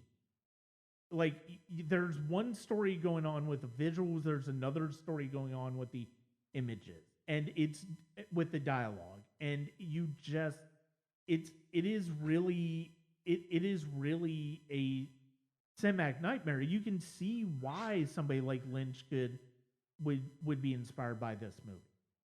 Yeah, it's the novel, which I haven't read. I've studied it in school, but I don't remember actually reading it. Maybe it's one of those things that I said I read just so I could get a passing grade on it. But there's a lot of nooks and crannies to the Kafka book. But once you understand, I think the basic point of the book is that it's like you're under attack from not from murderers or thieves, but you're under attack and you're kind of oppressed by a bureaucratic society. Like it's not just being like violence, it's the dullness of it. It's the apathy that you're kind of being oppressed by. It's that can kill you. Once you understand, I think that's the basic gist of what Kafka's trying to get across. Then it's always, okay, well, what does this scene have to do? How does this scene tie in with that theme? How does that scene, that theme? We mentioned that there's the dream logic of the surrealistic stuff. And again, you start, it makes sense once he goes into that like empty warehouse and there's the doorkeeper, the guard, and she's doing laundry and she opens the doors and there's the giant trial just in there, or when he leaves, what's his name? Tittorelli's wood shack or whatever. Like when he leaves, he opens a door and he's right back to where his workspace was, where all the other accused are there. It's like, it has, again, it's like that nightmare. It's with him coming under attack. It's not only Hitchcock, but it also, Kafka wrote this as kind of a fantasy, but then later with like Nazi Germany and with the McCarthy hearings against communism, that stuff. A lot of the images in this movie reminded me whole hog of all of that. Like, oh wow, that's obviously a mention of that. And it's the way that Joseph feels in the movie. It's got to be what a lot of these the people being accused of being communists, what they felt like. And the Germans are rounding up the Jewish people, and they don't know what they're being accused of. They're just basically being rounded up just because of who they are. There's that. The movie definitely, and the book definitely gets across that sense of I'm being persecuted for nothing, just because I'm part of a group. And that's what's horrifying about it. And that's why every scene and every image, again, with the shadows, again, with the walking in these cavernous industrial basements, it gives that sense of a nightmarish quality to it. And again, it lasts through the whole movie. It's unlike anything that I've seen Welles do before, but again, it's visually just as striking. I have to mention the opening. This is, I absolutely love the way Welles opens this. It's essentially a parable. It was written by Kafka. It's from one of his stories. And it's about a man before the law, right? Is that the name of it? Yeah. And it's done in pin screen animation by, and I'm going to butcher this name, Alexandra Alexiev, I think. Yeah, I think that's how I pronounce it. Yeah, we'll go ahead and go with that. But it's just such a beautiful opening, and really it sets the stage for everything to come because of the fact that it's like you wonder, it's like it goes to this idea that the person at the beginning of in this story of being outside the law, he's not allowed in, and years go by, and he stays outside the doors, and at the end of his life he asks, why isn't anybody gone in to see the law? And the guard says, because everyone has their own door, this was to be yours, and now I can close it. And it really sets up the idea that Joseph K is essentially stuck in a situation, like you said. I mean, it's basically it basically is about the oppression of bureaucracy, and that's basically what this opening sets up. And it's such a beautiful scene. It's such a wonderful scene to look at, and it's always affected me watching it because of the fact that I love, not only do I love the look of that scene, I love the way that scene plays into the rest of the film and what Joseph K is going through. And it's like, and I love just the imagination of the way these sets no doubt had to be constructed, the way they're interconnected, the way they're the way that one set moves into another, and then you have him at the end. It's the saddest thing, because for the first time, really for one of the first times in the movie, he's out in broad daylight. He's got all of the world around him, and it's too late. Like he's at the point where it's like all of that space around him is not going to help him, and it's not going to help him feel free from what he's been going through this entire movie. Yeah, and I think in the end it just wears him down. Like the scene at the end when they're finally ready to kill him and they can't bring themselves to do it, and he blows himself up with the dynamite. He's just laughing hysterically and cackling. It's just, he's had enough. Like, it's in the book, it takes place over a year. Like, they say you're under arrest, but you're free to go and do whatever you want to do and keep doing it's like, well, why is he not, like, I guess he's in a prison of his own making. Yeah. He's not necessarily like behind bars, but it's a hell that he's living through, or at least or dreaming about. But the other thing that we need to mention is this movie, I think, is really, really funny. Like, it takes you a while. Like the scene where it's what's her name? It's Lenny, the Romy Schneider character, when she takes Perkins, like when he goes to see Welles, and I want to talk about Wells's performance in this really in a bit, but the scene, especially when he's got Lenny and they're just on top of like old law books and they're having like a romance scene and they're just chatting and he's wearing this oversized coat, and there's a part where he tries and they keep shifting and he moves and like the coat brushes over her face and covers her face, and she keeps talking even as she tries to move it out of the way. And it's just, I just started laughing really hard. And the scene that obviously before that is when they go to see Welles as the magistrate. What is he called? The advocate. Yeah.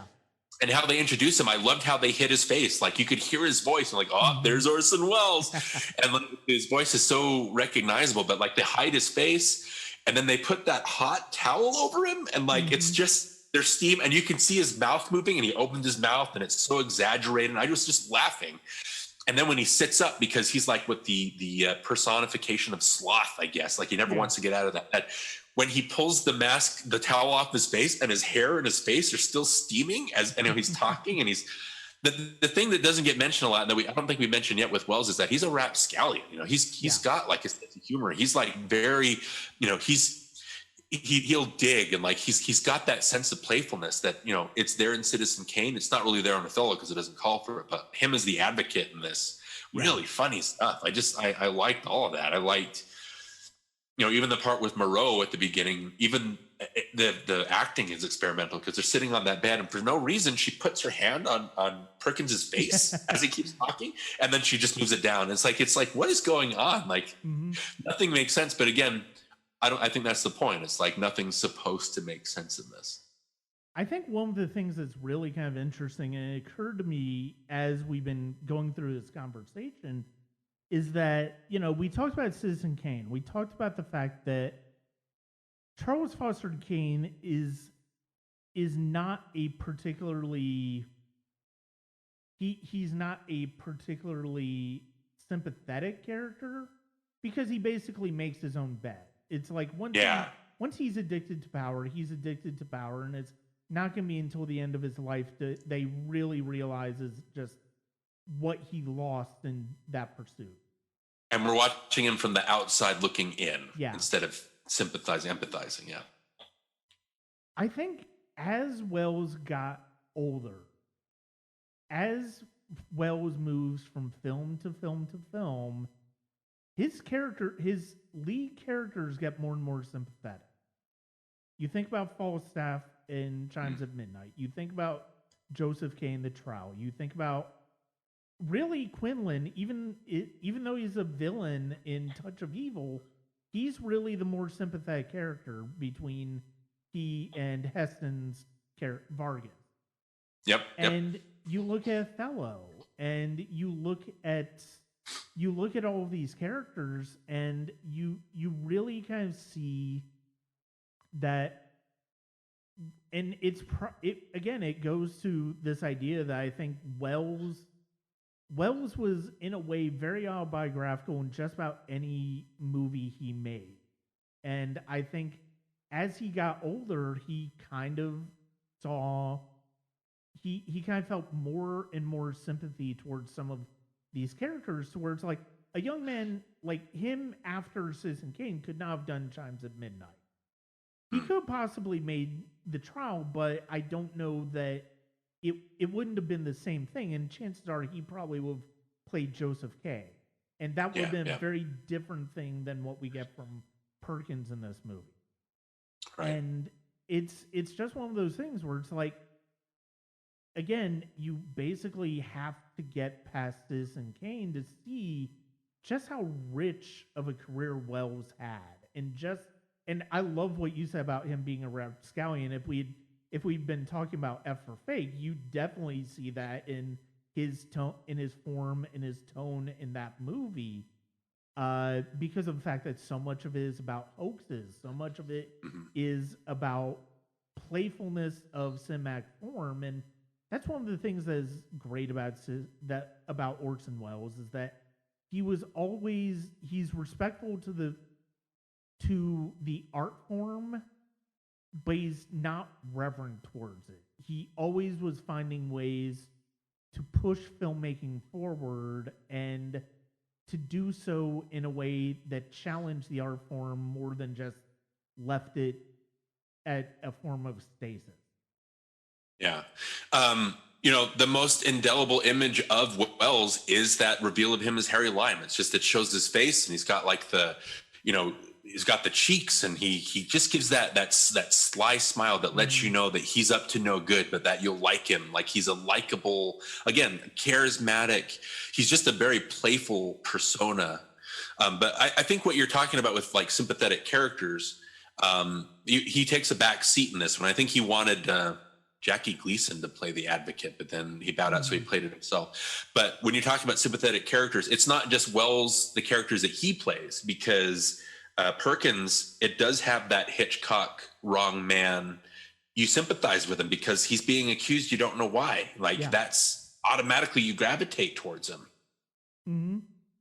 Yeah. And, it was in seeing him, comparing and contrasting Perkins in this to Perkins in Psycho, like, you do see some of the same actors' ticks in both characters, and you still see some of that same personality It's just in Psycho, it's done to disarm you to the revelation that he's a killer. And in this one, it's to empathize with him because of this impossible situation he's found himself in. Yeah, I mean, you still sympathize with him in Psycho before you realize that, you know, the twist at the end, because when you think it's his mom that's actually around doing these things and he's trying to sink Marion's car in the swamp, you sympathize with him. It's terrifying. You want him to be able to get, because it's not him, like he didn't murder her as far as we know. And so it does, I think there's it's the casting. It's brilliant casting having Perkins in there, because it plays off of that, the Norman Bates-ish, like is it Norman Bates-ishness of his personality. Even, I think it mentioned somewhere, I'm trying to be respectful here, but you know, Perkins kept his sexuality under wraps during his whole career. A lot of people thought he was homosexual, and he kind of plays to that in Psycho as Norman Bates. It kind of plays to that, like he's, you know, he plays, obviously he's got Moreau and he's got Schneider and all these, you know, all the characters that he deals with. But then there's a scene where he's talking to Block, and they're really close to each other, and it's almost like, or even the scene where he's in the closet with the officers, and they're being whipped with their shirts off. There's like a homoeroticism that makes you uncomfortable because you don't know in what context it's being shown. But later when he's talking to Block, they're getting really close, and you're like, is he going to seduce Block now? Is Block seducing him? And then you have that really funny scene where Lenny comes in, and they go and they look, they're all standing there, and you can tell that Block is attracted to Lenny, and you can tell that Joseph is attracted to Lenny. You can tell that she knows that they're both attracted to her. And then you have this scene where she goes upstairs and she shows them the bed, and they're all like, this is the bed. And they're like, You know, they're all just staring at it. Like, and you're like, oh, is there a threesome coming now? Like, you're open your mind like to anything. It's just, there's a sexuality in the movie that's you know, it's at play. And again, in my notes, looking over my notes here, for the first page and a half that I have, it's all, why is this not making any sense? How did that connect? Like, why does the woman carry that trunk all the way across the field, and then all of a sudden she carries it back? And like, where was she taking it in the first place? It's just so... And I think it was at that point, I'm like, okay, I think I know. It's just, this is a dream. Nothing, when you're dreaming, nothing makes sense. Yeah. And if anything, I think the movie gets that across perfectly. Like no other movie I've seen before. It gets the nightmare feel of what it's like to be in the dream sleep or whatever that you're having, and the weirdness that's going on. But again, there's a threat that you're kind of unnerved by, but then there's the funny stuff and the weird stuff that comes in. It's just, again, I come back to this word, it's very stark, it's very austere, but it's got a sense of humor to it. But with the beyond before the law, I mean, there's, how do you, you know, there is that tie-in with how do you recognize what the law is? How are you able to see it? How does it work? Like as long as, I think the point of the story at the end is like, yeah, now that you realize that this door is for you and that it's not going to make sense, that was the point of it. I'm going to close the door. I don't know. That's kind of what I got across when you were talking about it. But like I said, it's a movie that I like a lot watching it, and it creates a mood, but it's one that I'm going to love returning to just to see how each scene plays toward the theme of that bureaucratic system hammering you down. Yeah, I mean, if you haven't, like, the trial is hard to come by. The trial is very hard to come by. That's part of the reason why I would love to see Criterion get their hands on it, do a full restoration of the images, and just let this film take its place as one of Welles, probably, I would say one of Welles' best films. I think it's up there.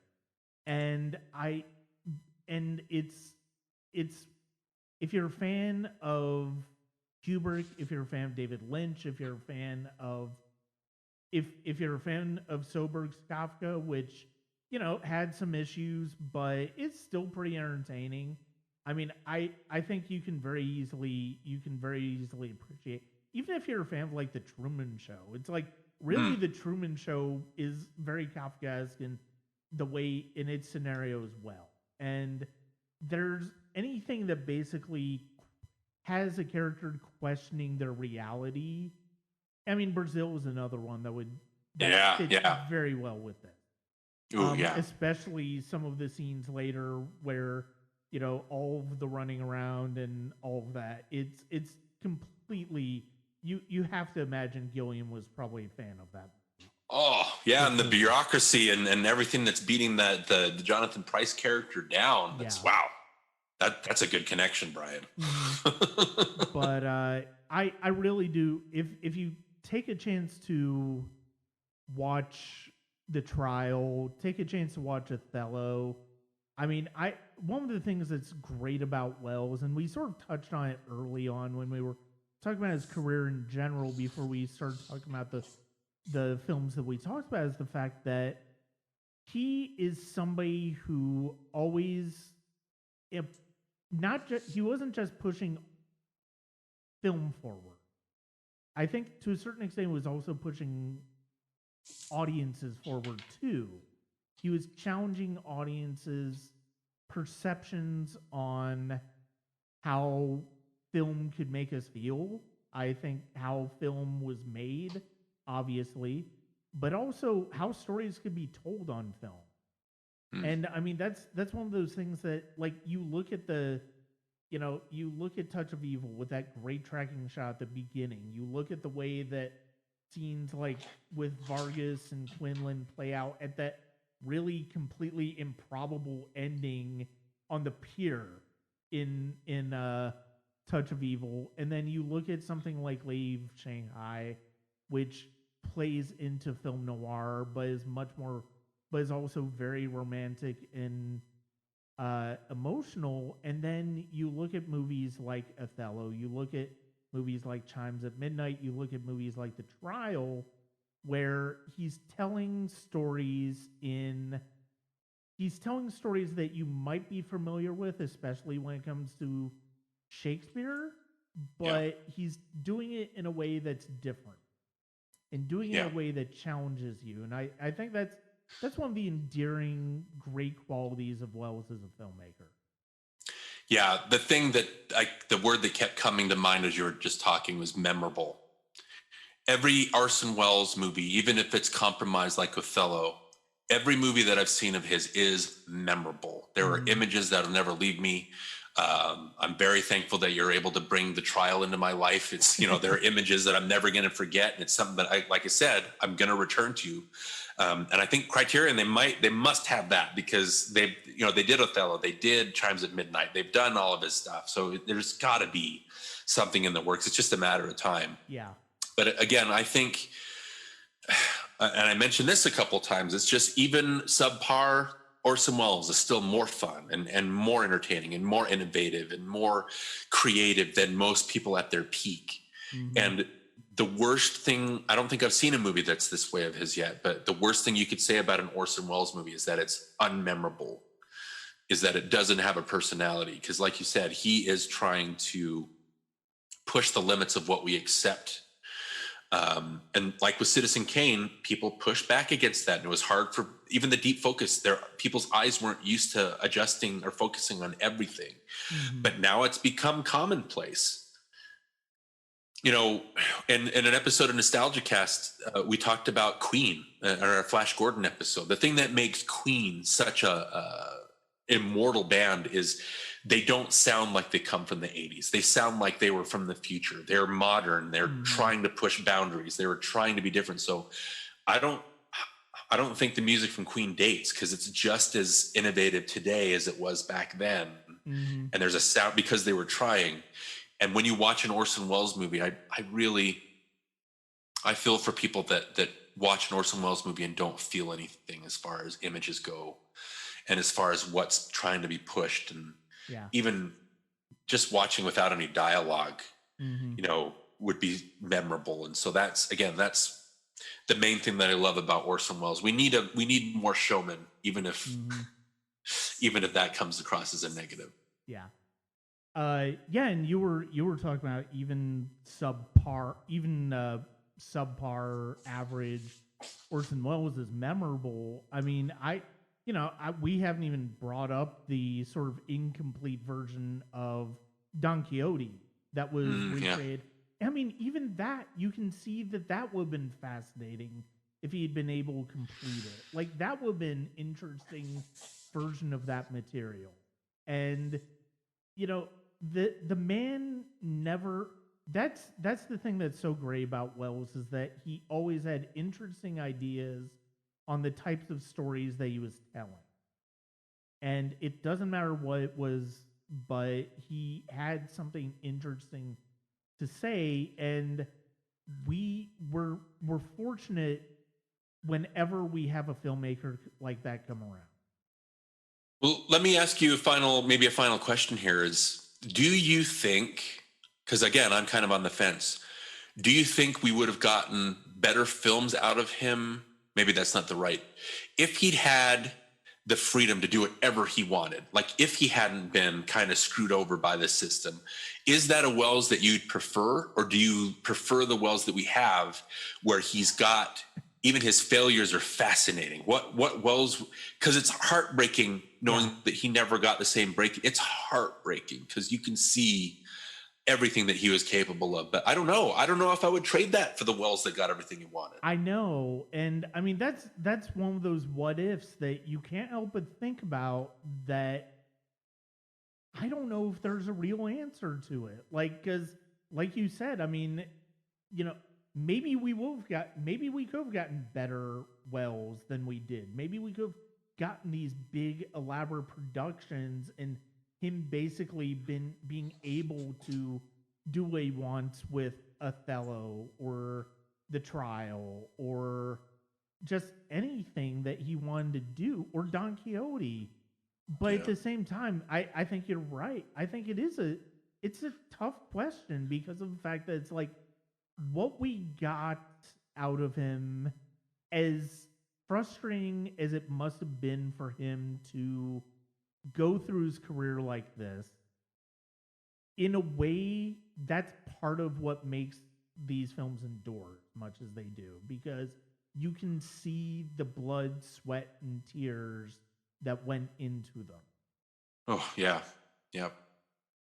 But yeah, it's a tough question. I would have been curious to see. I mean, we've sort of gotten an idea of it with Walter Murch's recreation of Wells's memo in Touch of Evil. We've kind of gotten that sort of quote unquote definitive version of it. But God, it breaks my heart that we don't have those missing scenes of Magnificent Ambersons to see what that was like. What would Othello been like if he had been able to do a traditional production of that? Like, what would have... Now, I mean, there are other films, though, like Chimes of Midnight. It's like it's another one where he almost, like, sort of like The Trial, he almost sort of got his vision on to the screen. So it's like, I think a lot of it had to do with who he was able to get in league with in those later years, like the Salkinds, like like how he got Chimes of Midnight made. And I mean, yeah, it's one of those great what ifs. It's one of those, it's not an easy... There are some what ifs that are very easy to answer. That I think is one of the harder ones.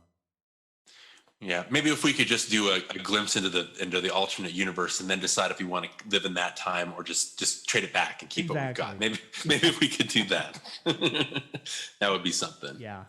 But DW, thank you very much for joining me on the Sonic Cinema podcast. It was great to be a guest on your podcast. I'm glad we were able to get together on my podcast to discuss a filmmaker who, as much as, Citizen Kane was one of the first films I talked about when it comes to sort of established classics. The idea of movies that sort of have the reputation of greatness, whether they're necessarily seen or not. And I do think to a certain extent that greatness of Kane has sort of devalued what happened afterwards, partially because of, what we were talking about, the fact, he never had the control he had on Kane again. And that's a shame because of the fact that I think as we've been able to illustrate with Othello in the trial, there's so much more going on with Welles's career than just his first movie. And it's a rich career to watch. Yeah. Well, again, I think I mentioned this when you guessed it, is I was nervous having you on. It was like, we don't, like, in the age of Twitter, is like listening to Sonic Cinema and reading your blog and all your reviews. I'm like, I'm going to have this guy on. Like, how are we going to be able to? But I think having Rad on was a good kind of meeting in the middle. Yeah. But what was great about our conversation there is, you're, like we talked about before, you're easy to talk to, you're easy to chat with, and that's because I think we're kind of got the same. Even though we might disagree on some, I don't think we've had any big disagreements, but we're kind of at the same mindset of let's have a conversation. Yeah. And the opposite of having you on, because I didn't want to screw it up, but like all week, as soon as we set the date for this, I'm like, oh man, I'm going to be able to talk about Orson Welles. I could talk about Orson Welles as long as I can talk about superhero movies or anything. It'll be so fun being able to talk about other stuff. So thank you for having this idea and just being able to talk about one of my favorite filmmakers. It's, man, such a good time. Yeah. I appreciate it. No, and I mean the pleasure is all mine, and I love that. It's especially because it's difficult. Like you said with Rad, it's difficult to, when you first have this idea of, oh, I'm gonna have this person on to talk about a movie, and it's like, especially if you've never talked to that person before outside of Twitter or something like that. Yeah. That's intimidating. That can be really intimidating. And, I certainly felt that way when I first started to interview people. And then, I mean, I've been very fortunate to have not just friends who've been on the podcast, but filmmakers as well, who I just connect with them. Like, I'm on the same wavelength with them, even if we don't agree on the particular film that we're talking about. I can talk to them because we're essentially coming from film from the same place, which is just genuine love for the medium and love of being able to talk about films that interest us. And I mean, Welles is one of those things. It's like you talked about essentially putting Citizen Kane on the bomb because it felt like homework, and it's like, I can see Welles feeling like homework, but I hope that by the time they get to the end of this, people get to the end of this podcast, that they realize that there's so much more to Welles than just feeling like homework. And it's the type of homework where it's like, oh, I've got to get to the next lesson as soon as possible. Yeah, you kind of feel like if you do think of Welles as homework, it's the kind of homework where you're like, I'm actually enjoying this. Like, I feel like I'm getting away with something. Like, if the teacher found out I was having this much fun, they'd be like, nope, let's pull it and let's read the Scarlet Letter 4 more times. It's like, it's the intimidation factor of, and we didn't really talk about it, but being called the greatest movie ever made, especially being on Twitter, that feels like an attack on your opinions. It's like, don't tell me it's the greatest movie. I'll decide what the greatest movie is. But like they talk about, I think Leon Thomas in a Renegade Cut on YouTube, he talks about like Whiplash. And the only way to really approach Citizen Kane is to say, it's the greatest movie ever made. How can you say that about a movie? It depends on the technique. It depends on what's being done. Yeah. It depends on the innovations that they're doing. And yeah, movies are subjective, but how is this changing the game? And I think that's where a film can be respectfully and rightfully called the greatest, because of the rules that it breaks and the rules that it makes. And, Welles was that rule breaker. And man, you're missing out if all you know him from is Unicron and Transformers the movie. That's all I'm saying. Yeah, I mean, it's one of those things where it's like, that's one of those scenarios where it's like, if you appreciate Orson Welles in that movie, like sort of like what we were talking about, because you brought up that, I brought up the idea of, following a movie and different people involved in a movie and going backwards and forwards in their filmography. And, the example I used was The Crow lead me to Tarkovsky, lead me through Proyas, lead me through Brandon Lee's work. And I mean, it's like you would love to see somebody, a younger movie watcher who loves Transformers the movie, loves Orson Welles in that, and go, what else did Orson Welles do? And it's like, where else can I hear that voice? Because that voice is one of the most iconic in movie history. And it'd be great to see them work through some of the movies we've talked about, and to go, oh, wow, there's so much more to this filmmaker than I ever expected. Yeah, feel free to like Transformers the movie as long as you use it as a gateway to learning more. Just don't let that be I absolutely agree with that. But yes, thank you very much for joining me, DW. I appreciate it. Thank you, Brian. I'd like to thank DW for joining me on the Sonic Cinema podcast tonight to discuss Orson Welles.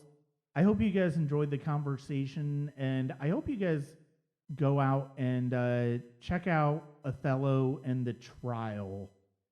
Orson Welles is so much more than just Citizen Kane, and those are two of the better examples of his undeniable talent as a storyteller, as a performer, and just as a filmmaker in general. And I couldn't recommend them more. That's it for this episode of the Sonic Cinema podcast. Thank you again to DW for joining me. Check out his podcast, NostalgiaCast. It's a lot of fun. Like I said, we covered Rad in my appearance on it, and we definitely want to talk again. And it's been a lot of fun to get to know him on Twitter. Definitely check him out on Twitter. He has a lot of great things to say. But thank you very much for joining me on this episode. Check out the Sonic Cinema Patreon at patreon.com/SonicCinema. Subscribe to the podcast at Apple and Google Podcasts or Spotify, or at the Sonic Cinema Podcast YouTube channel. And check me out on Twitch. Like I said earlier, the streams are going to be less consistent with me going back to work, but hopefully we'll at least try to get one in a week. And then I thank you very much for joining me, and continue to follow my written work at www.sonic-cinema.com.